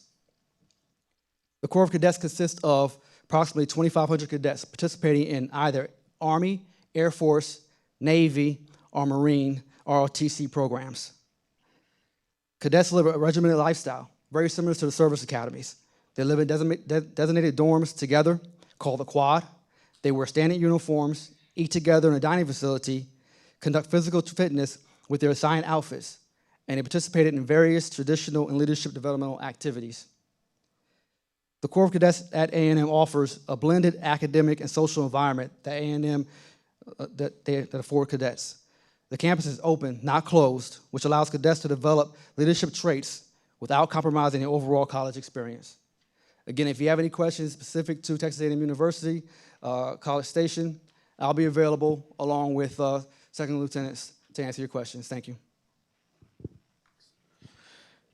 Morning, everyone. Commander Brad Rosello, U.S. Coast Guard. I had 9 years active duty and 12 in the reserve, still currently serving. I was a 1996 graduate of the academy. Apologize for my dress. When I saw the Coast Guard table was empty, I quickly volunteered and wanted to tell the good story of the longest seagoing service in our country. The only one on the 5-pointed stars that serves under the Department of Homeland Security with special law enforcement capability. And we are the hard nucleus around which the Navy forms in time of war. So just take those into consideration when you look at the only one of the federal 5 academies that's a nationwide competition. You don't require a nomination from a senator or a congressman to attend. So it's a small school, about 300 folks go every year, graduate around 200 or less, and you can serve around the world. I'm an example of that. After my freshman year, I sailed to Europe, sailed on the Coast Guard Bark Eagle, sailing ship captured from Germany in World War II. As an officer, I traveled about 20 trips to Europe, been to Japan, been to Australia. So it's just not Coast Guard in the U.S. We do have a global presence. I'll be here for the rest of the day. I did have a brother go to Air Force, so I can talk about that a little bit. I won't bash them all. And I also exchanged to the Naval Academy as a cadet, so there's some great opportunities as well as graduate school, which someone just mentioned. I did graduate school through the Coast Guard. It's a wonderful opportunity. So thank you for coming. Great turnout. Look forward to hearing from you. Well, good morning. I'm Dr. Michael Ryan. I am the representative from the United States Naval Academy. I did not graduate from the United States Naval Academy. Okay? I am here because I was a parent of a student that went to the United States Naval Academy, who's now a captain of the Marine Corps, just recently got back from deployment in Syria. He's a trainer at Quantico now. But I do this mainly because I was a high school principal for a number of years in Texas, and I got to see some really interesting students that weren't some of the best students I got to be around. But when I get into groups like this, I see incredible young men and women that I'm happy to turn this country over to, even if they don't make it in the academy because they've decided to try to do the very best that they could. They've sat there and decided that they wanted to commit to having the honor to be part of the leadership of this country, that later on will be incredible young men and women. Now, I could sit here and talk about the Naval Academy and the stuff about it, and then Army would come back and say, well, we won the last 2 football games, and we don't want to get into that. It's all really neat stuff. I can say that because my dad retired as a sergeant major in the Army, so it's been interesting. I even had a cousin that was chief of staff of the Air Force, had the same name I do, Michael Ryan. He was in the first graduating class of the United States Air Force Academy. So I love to see and talk to the young men and women that are here. I will tell you that being in Annapolis, you got better stuff when you go out the main gate of the academy than having to hike wherever you do or making that hour drive into New York City from West Point. But if you go in and do that, don't eat the Mexican food because they still haven't figured out how to make Mexican food up there. For all of you that do this, the students that are here, please, the captain was up here earlier, told you what you needed to do. Concentrate on your academics. Concentrate on being physically fit, on your athletics. Concentrate on your leadership for whatever you do, not only in sports, in your school, but out in the community, in your religious institutions. What do you do about that? You want to make those things, make those commitments, take those tests, get your scores up. I will finish with I had 2 young men last year that made it into service academies. Both of them were very best friends, went to the same school. Both of them got nominations to the Naval Academy. The congresswoman that nominated them only had 1 spot open. The young man that was first was so selfless to his best friend that he said, you know, I got a nomination to West Point. I'm going to go there. His best friend then got into the Naval Academy. And so even though they're going to sit there and in December probably be really upset with each other for about 3 hours, they're still best friends. Both of them had selfless ideas, and they followed through with that, so both of them could get in and do what they need to do. We'll be out there, be happy to talk to you about Naval Academy and all the things that go with that, and we'll just pass this on and make this short and sweet. Hi, my name is Bob Sauerman, U.S. Merchant Marine Academy class of 1964, and I usually sign my mail BTWD, which stands for Before There Was Dirt. What is the Merchant Marine and what does it do? Well, they carry cargo. They carry about 95% of the material that are used, or they officer the ships. They carry about 95% of the material used by our armed forces. And they can, oil, iron ore, cars, and very high-tech computer-oriented equipment. How is Kings Point different from the other 4 academies? Well, in your second and third year, you spend 1 trimester and 2 trimester out at sea practicing what you learn, typically visiting 15 to 18 countries, no college credits, but that's a liberal arts degree in itself. In the 3 years on a trimester basis, you'll take roughly 172 credits. So that's 18 or 20 credits a tri-quarter, tri-semester. They graduate with a degree in marine transportation or engineering. They earn a Coast Guard license as a 3rd assistant engineer or a 3rd mate, and they can take an active or reserve commission. It's the only academy that gives you the option of going active in Army, Navy, Air Force, Coast Guard, or Marines, and NOAA. About 25% go active. We've had admirals, fixed-wing, rotating-wing pilots. Mark Kelly, last pilot of the Endeavour, married to Gabrielle Giffords, who was tragically shot in the face, is one of ours. His underachieving twin brother, Scott, Naval Academy, spent a year in space. You know, these are the kind of people you are and what you're going to turn into. So you have the ability for the active or reserve commission. And so about 75, only about 25% go active. We also have had a Blue Angel. We've had a number of SEALs. About 75% enter the marine-oriented private industry. 90 to 100% of them have jobs before they graduate. They serve 8 years, 2 weeks a year, and they typically earn $80,000 to $100,000 a year to start. And as with any academy, there's no tuition debt. So you graduate debt-free. So no other academy offers the flexibility of career paths as experience gained during the year at sea and while at KP. You have the BSE in engineering or transportation, the Coast Guard license as a deck or engine officer, active duty officer in any of the 5 branches, 5 years of Naval Reserve, or excuse me, for 5 years, and then 8 years in the Naval Reserve, 2 weeks a year. Again, no tuition or debt. In my case, I chose the industrial route. I had 5 years with a beachfront apartment in San Juan, Puerto Rico, 3 in Miami, 2 in Manila, 4 in Singapore, 2 in Japan. I've been to Pisa, Pompeii, the pyramids 3 times, Great Wall 6 times, Machu Picchu, Easter Island, Tierra del Fuego. I got paid for it. My wife and kids were with me. I retired December 31, 2002 at age 62, and I have no enthusiasm. So please do stop by our table. We'll talk to you some more. Thank you. Thanks, Bob. You can just pass it down there. Okay, so I'm going to save the West Point piece for the transition because we have kind of 10 minutes now, and I think it's really important to optimize the expertise you have up here. So I'm going to field questions in a second, and I'll give you an example of a question. I don't know if it's good or not. We'll see what the answer is. So I have a question for either Colonel Thrash or Major Coulter. I know that UT, their ROTC program, they have a supplemental mission for Army nurses. Do either of your programs have a supplemental mission like that as well?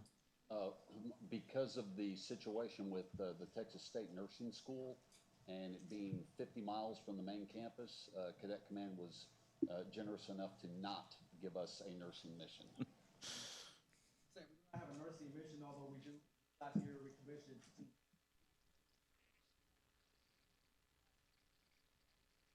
Perfect. Thank you, gentlemen. So that's kind of the format of a question. So if y'all, does anybody have a question for anybody up here?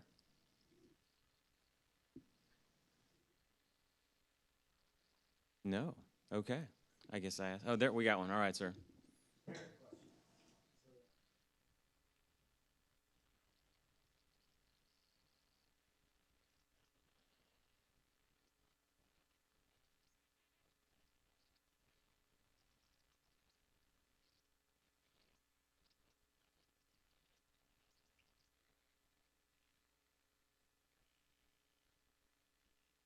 When we talk about the Corps of Cadets as a whole, there are 2,500, right now, that's about 2,500 cadets. Again, they serve across the board in all the different services. Army ROTC, we currently have 650 cadets. Annually, we commission anywhere between 96 to 115 second lieutenants. Of those, 90% are active duty. So, for example, 96, we commissioned 96 from FY 17, and 64 of them elected to go active duty. The remaining elected to go National Guard or reserve, and a few actually qualify for continuing education, either medical or law school. Last year, we commissioned 111 active duty and about 15 high level across the board. But what happens is, bottom line is, Cadet Command issues a mission for active duty on how we fare, and we have a certain quota we have to meet to go active duty. So if we have 100 cadets that want to go active duty, but we only have 75 seats, we're committed to get those 75 seats filled. And then we will kind of work with other campuses and try to get additional active duty seats. Good, thank you. Okay.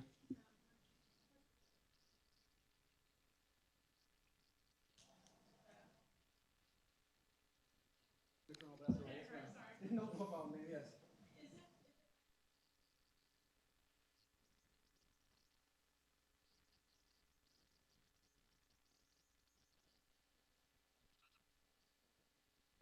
Sounds fair. Good question. All right.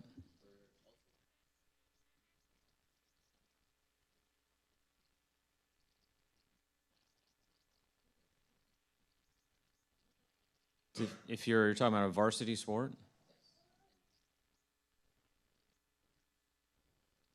I think the first answer is, so you may be recruited for a sport, and if you decide, oh, I don't really want to do that anymore and want to switch, that's allowable.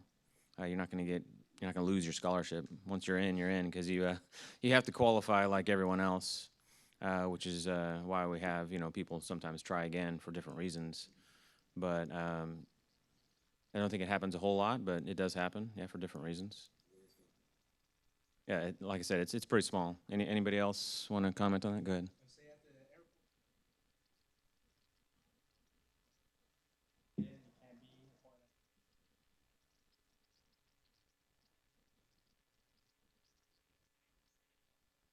But if you do not want to participate in your varsity sport anymore,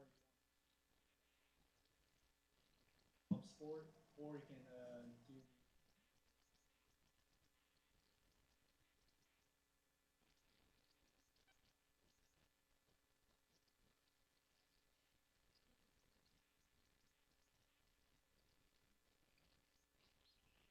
Good, thank you. Another question? Okay, over here.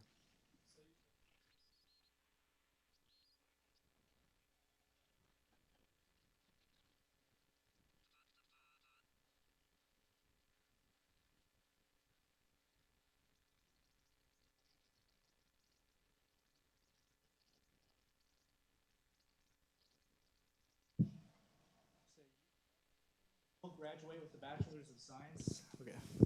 Everyone will graduate with a bachelor's of science regardless, because we do. Everyone will take 101 core semester hours regardless of what major you take. I was a civil engineer, still a bachelor's of science in civil engineering. You will have a bachelor's of science in English in whatever you choose to major in, because of how many core semester hours and how many classes you are taking that are not specific to your major. We have time for one more. Okay, go ahead.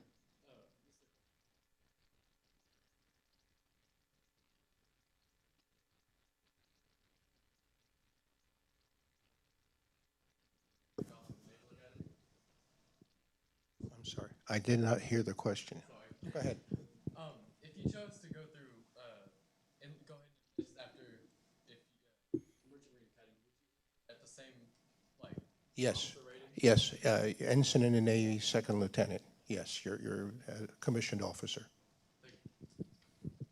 All right, well, thank you, gentlemen, for your time. I appreciate it. And like you said, they're all going to be out afterwards as well. We're going to switch, and as they depart, we're going to have the cadets and the midshipmen come on up. I'm going to talk about West Point for a couple minutes. Thank you.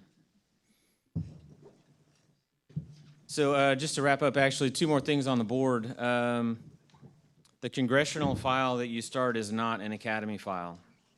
They do not talk to each other, so you have to do things like in quadruplicate at least.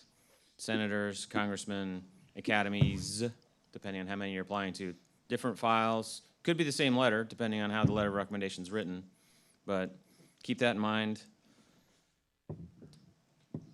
And the last thing about it is make sure your heart's in it, right? So the way that Congressman Carter is looking at his success rate is who graduates.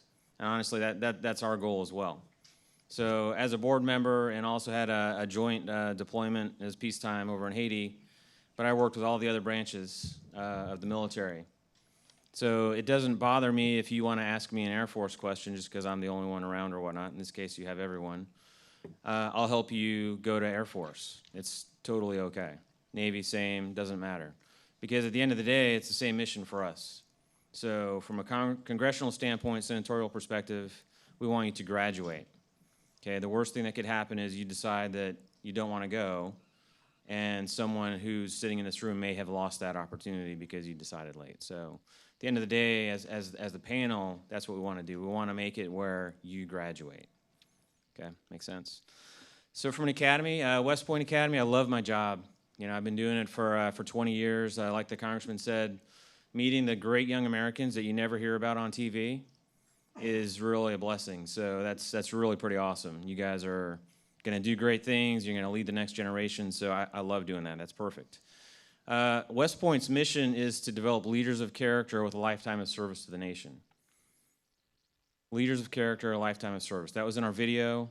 You know, because at the end of the day, it's not real represented in the video, but your job after you graduate, you go to your basic course, is to then you might have 30 soldiers that you're responsible for. Okay, you are team. It is a team approach. You're going to be with those people. It's like, you know, your family's got you pretty tight. Every family's got a skeleton. A good quote I heard from a captain who was doing a change of command. He thanked his crew. It was a tank crew because they knew probably more things than even his family knew about him, and that they still operated effectively. Okay, so it's really tight intimacy. You have to be battle buddies. You have to be ready to serve alongside. One thing I didn't mention before, for a West Point standpoint, continuously updating your file is extremely important. Some of you are waiting until everything's done. Don't. Okay, if I had to make one recommendation in general, get your essays done first, because that is a gate to other things that get opened up in your file. Get those essays done.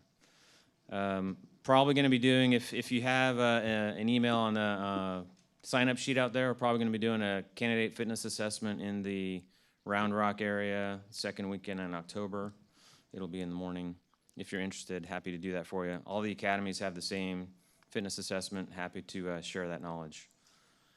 So a little bit more about me. Talked about some stuff after my active duty time. I transitioned over to the reserves, where I spent over a decade in high-tech fields.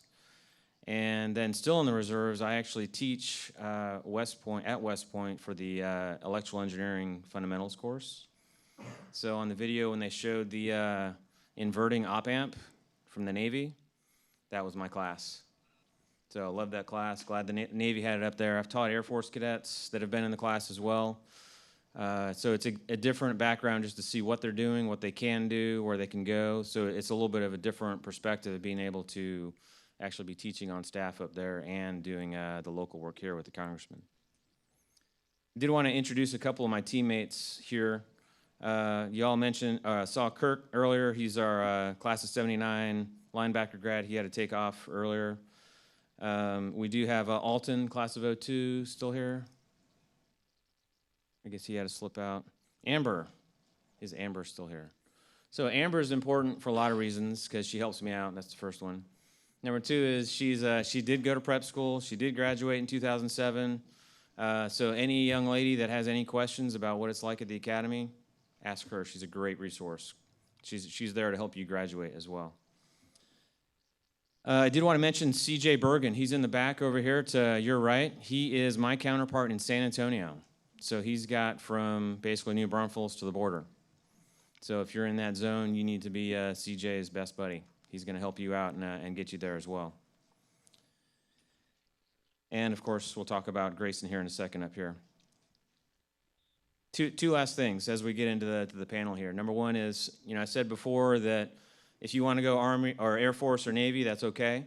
My challenge for you is that when you go there and you be the best you can, I want you to be on time and on target when the Army calls for you. That's it.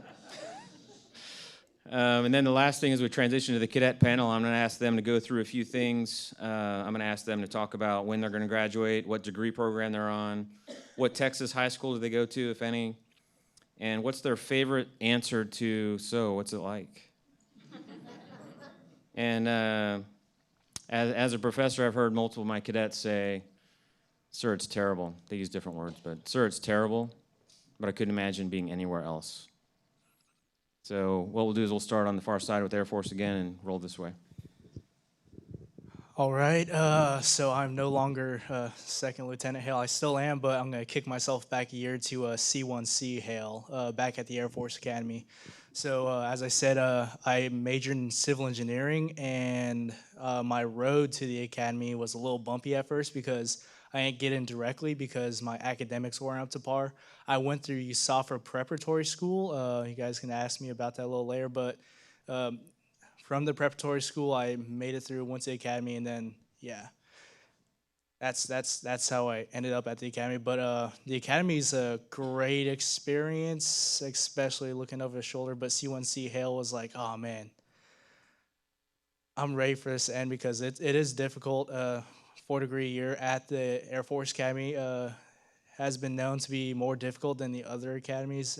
Just saying that from experience because, I mean, even the comparatively because we get exchange cadets from the other academies as well, and they're like, oh, we love it here. Like, why?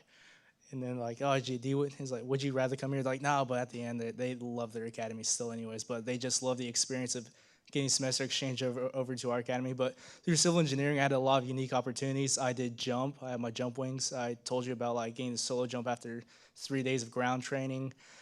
Civil engineering, we have a unique summer program called Furl Field Engineering Readiness Laboratory.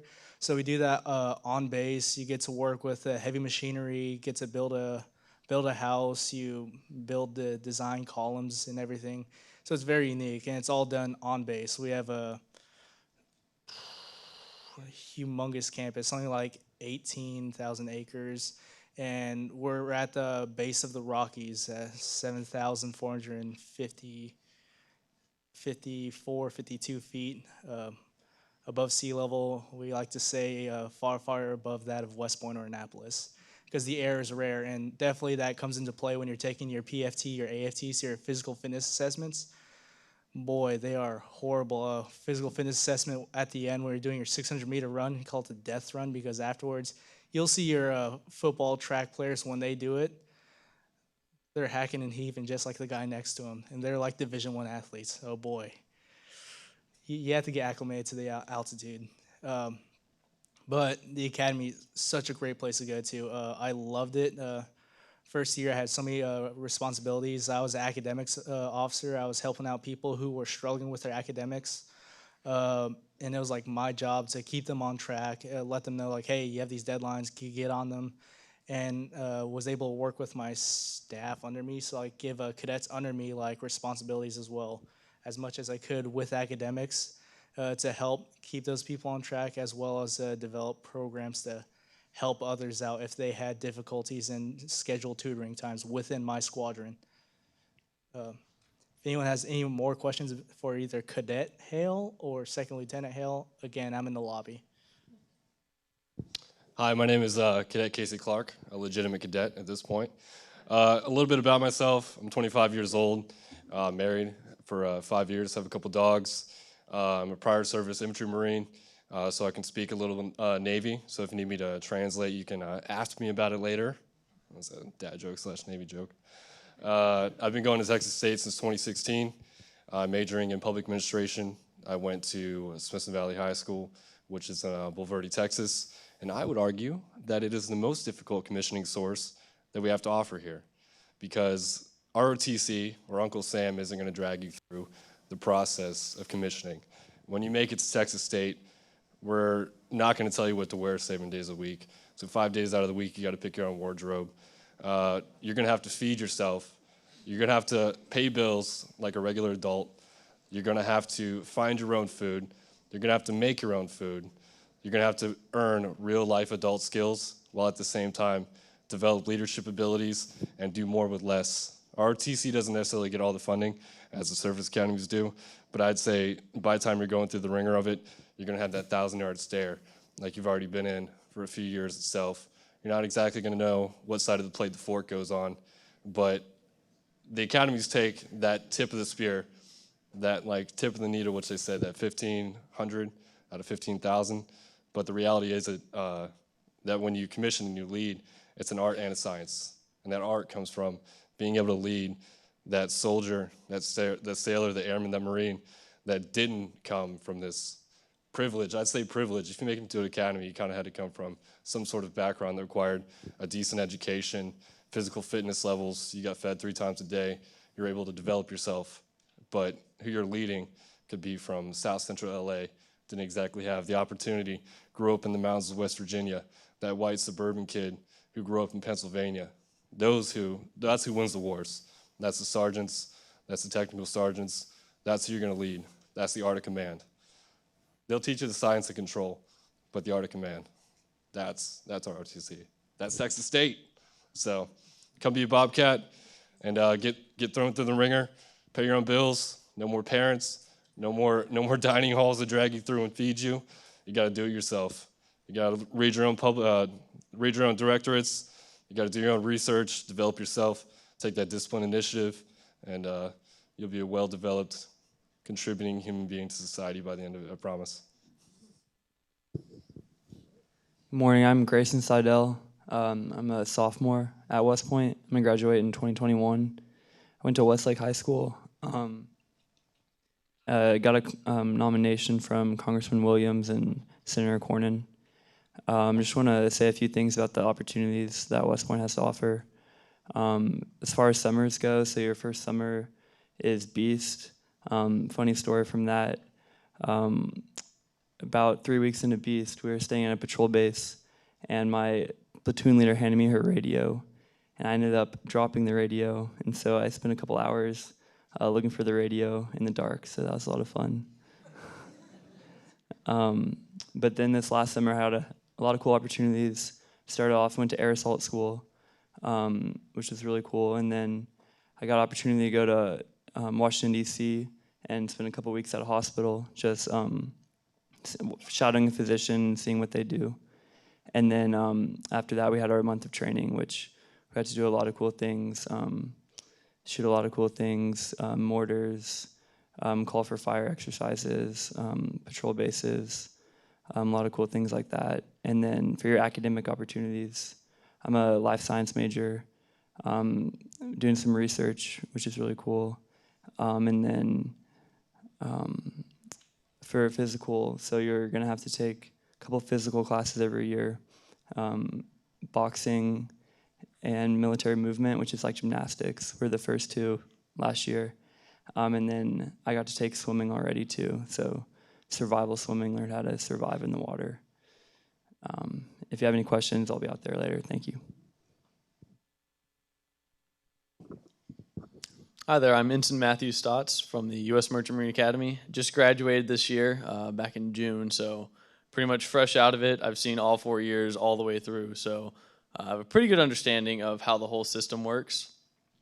So feel free after this to ask pretty much anything you want. As far as the school goes, it's a 4-year degree program. 3 of them are spent at the school, and as I kind of mentioned in the video, 1 year is actually spent out at sea, and that's a minimum of 300 days. And that's split up between your sophomore and junior year. So during that time, you pretty much travel wherever. I personally, my sophomore year was on a grain ship and went around Africa taking grain as part of the free food exchange program. So I got to see Canary Islands, South Africa, Tanzania, and got to experience that culture too, which is one of the cool things. So while I was in port, we were in port in Tanzania for a week. So I pretty much got to run all over Tanzania and see the different parts of Africa, from the city to the actual, African part of it. Second sailing, I spent in the Persian Gulf on a U.S. Navy high-speed transport. Did that, run around, taking around supplies to the carrier group out there, and also to Dubai and a couple other places. So I got to see a lot of Bahrain. Also got to go to Dubai, which is really cool. So, Dubai, it's pretty sure a lot of people have heard of that. I actually got to go see that multiple times. Got to go skiing inside. Got to go see the world's largest mall, the Burj Khalifa, world's largest building.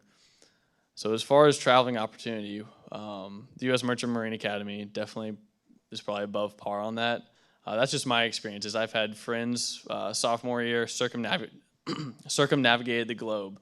Not many people can say they've done that, their sophomore year in college. Friends that go Northern Europe runs. So they basically just go chill up in Germany and places like that, taking cargo and supplies. People that go to the Philippines, throughout Asia, island jumping out to Hawaii. It's a great opportunity if you wanted to go travel. And that's pretty much all setting you up for after graduation, where most people go and sail in the commercial industry, either on civilian-run ships or on Navy ships that are run by civilians. So it's called Military Sealift Command, and they actually support the Navy ships. So that's an option. Or, as mentioned, you can go active duty. And that's in any of the active duty branches. So I have friends that have gone Army infantry officers, Army armored officers. One friend who's going to flight school for Army. Friends gone Coast Guard, Air Force, Marines. I myself am active Navy, and I'm on the Naval Flight Officer path right now, so Goose from Top Gun. That's what I'm doing right now. So I have one friend who's active Navy. He's going EOD. I have others who are going cybersecurity. So really, coming out of this academy, if there's something you want to do active, you can do it. It's not like, I'm Naval Academy, so it's going to be hard to go Air Force, flight or something like that. If you go in and want to go active and you change to want to go to the civilian industry and making, $80,000 to $120,000 your first year out of college, you can do that. If you want to go, in as a civilian but transfer to active, you can do that 6 months before graduation and graduate as an active duty officer. The academics, they're pretty rigorous. It's during the week, it's pretty much a grindstone. Because we're fitting a 4-year program into 3 years, you stay pretty busy. The weekends, though, time frees up. You're able to go into New York City, which is short 30-minute train ride away. You can go up, go skiing and all the ski resorts up in New York and Connecticut, Virginia. A lot of places to travel just there around New York. You can go out and do something different every weekend, whether that's World Trade Center or out to the wineries and stuff out on farther into Long Island. So yeah, if there's any questions after, feel free to find me. I'm the guy wearing white. All right, thank you very much. All right, good. We are definitely back on schedule for the program. So I'd like to go and say, hopefully you have more questions for the cadets and midshipmen. So do you guys have any questions? Okay, yes, sir.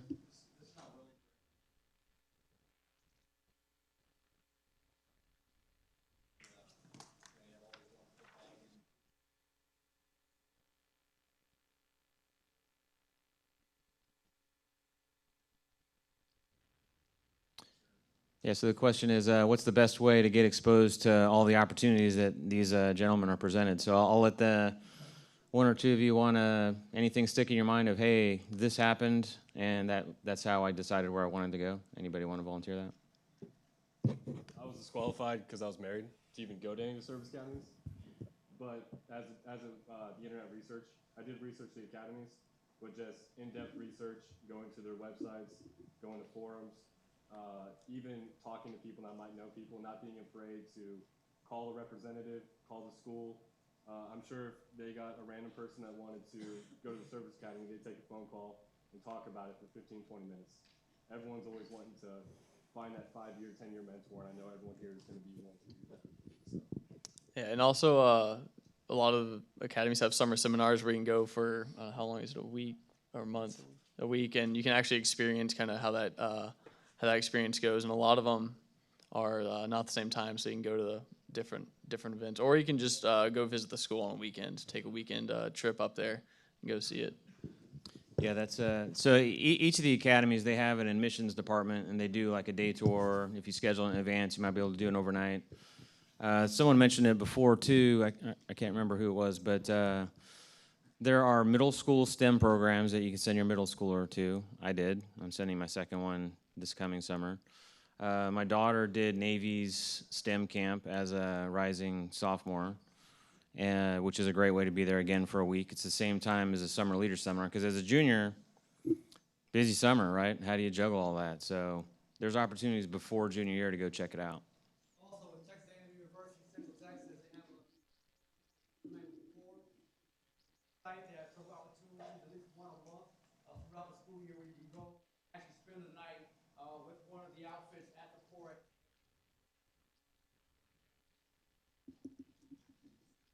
Good. Thank you. All right, another question? Yes, sir? Oh, in the white shirt.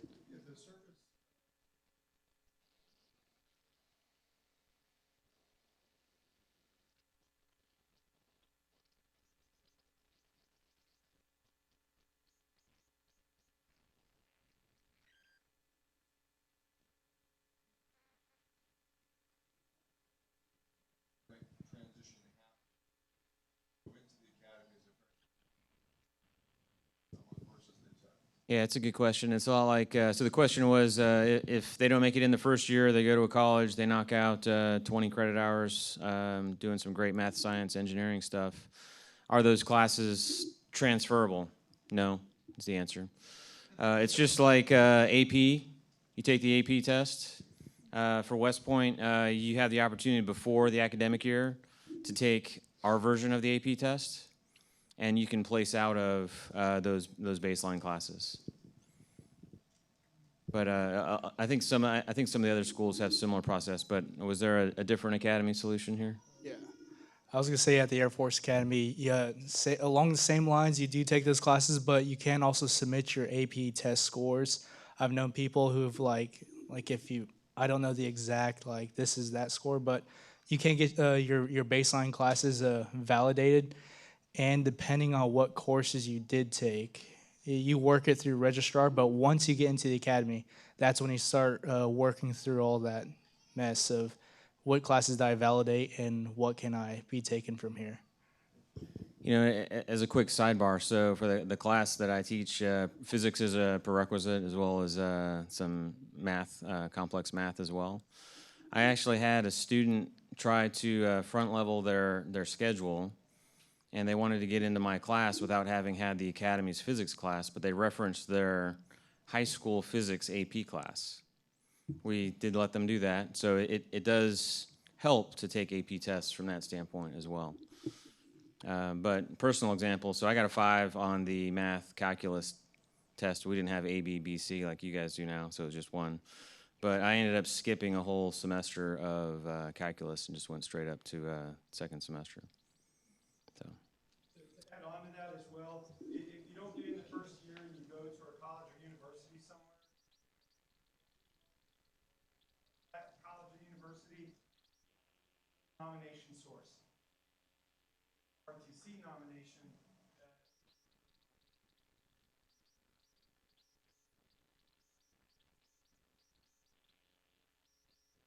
All right, we had another question here, sir, the striped shirt. Yeah. First of all, thank you all for putting this together.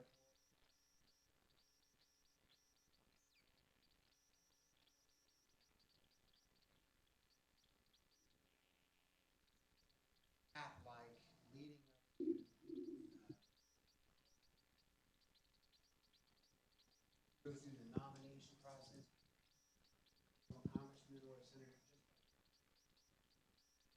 And then what was life like in prep?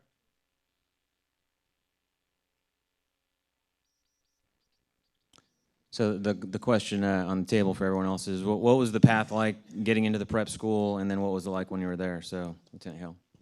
To be upfront, you cannot apply directly to the preparatory school. It's something that the admissions, so my office will consider based on your entire packet.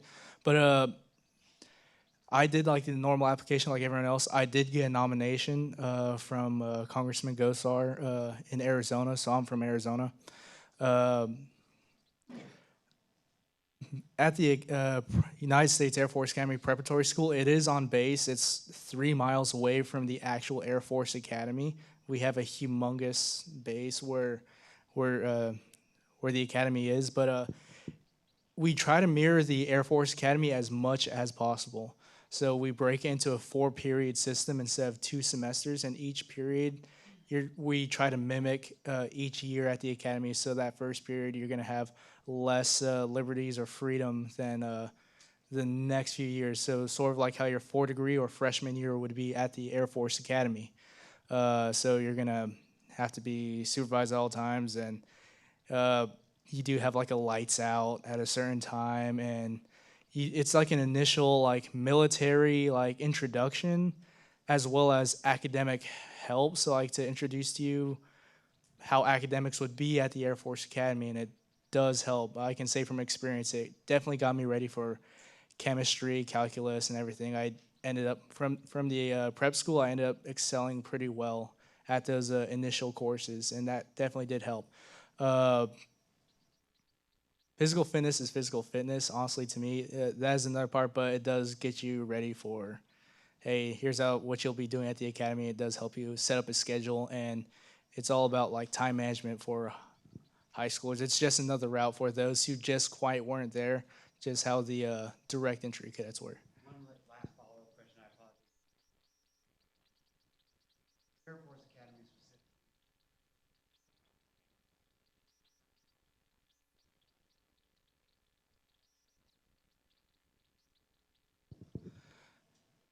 Yes and no. Yes, sir. Yeah, we'll take that one. Thank you. Any other questions? Hang on, let's see. Anybody on these sections? You guys are quiet. Okay. There's one right there. Do we have one up here? Okay, yeah, go ahead.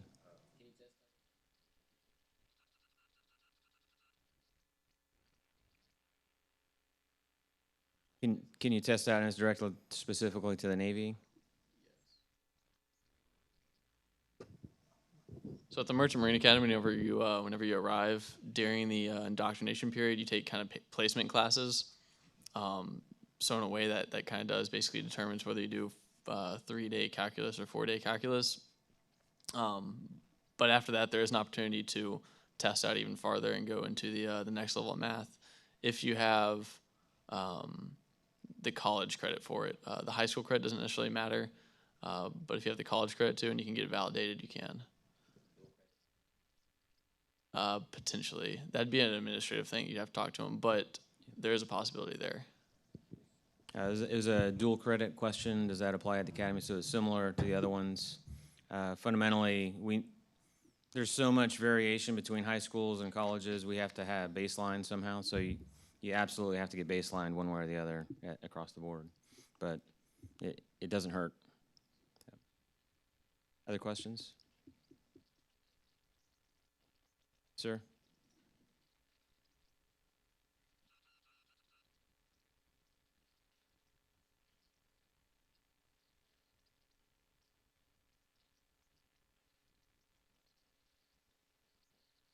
So, yeah, the question was, is there, if the student wanted to go to be a med student, is there a best path for that?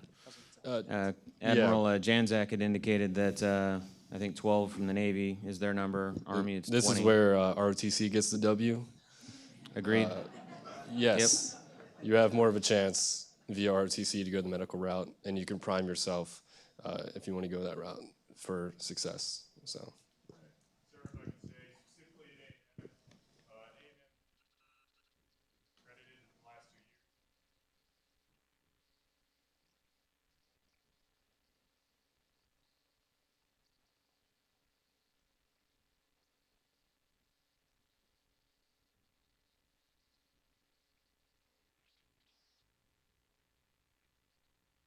Absolutely agree. ROTC is the best route for med.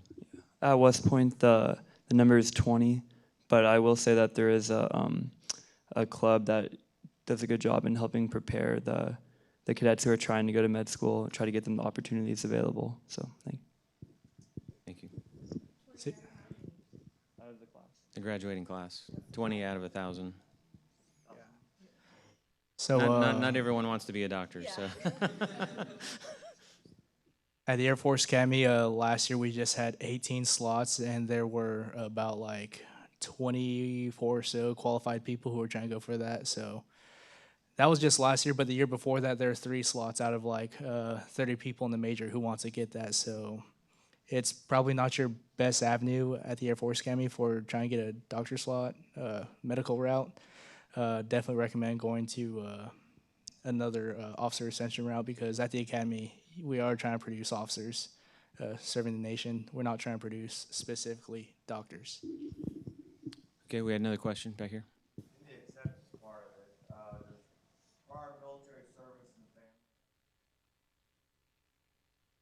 Yeah, absolutely. So it's an additional nomination. It's called a presidential nomination. If you had 8 years or more, then you qualify to submit your paperwork to get that approved through the academies. And that could be reserves as well. If you've done 8 years equivalent active duty time in the reserves, then you'll also qualify. And just to follow on that, apply to all your nomination sources, because Carter's district might be really competitive this year, but the senators are not.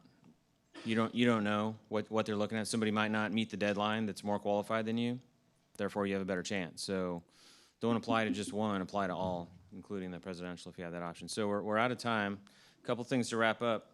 So a personal example, I love military communities like this, because in case you didn't notice, my uniform's kind of messed up.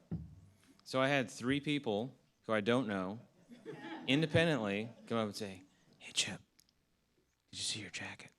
They're just helping me out. They want me to be better, right? I love that about the military.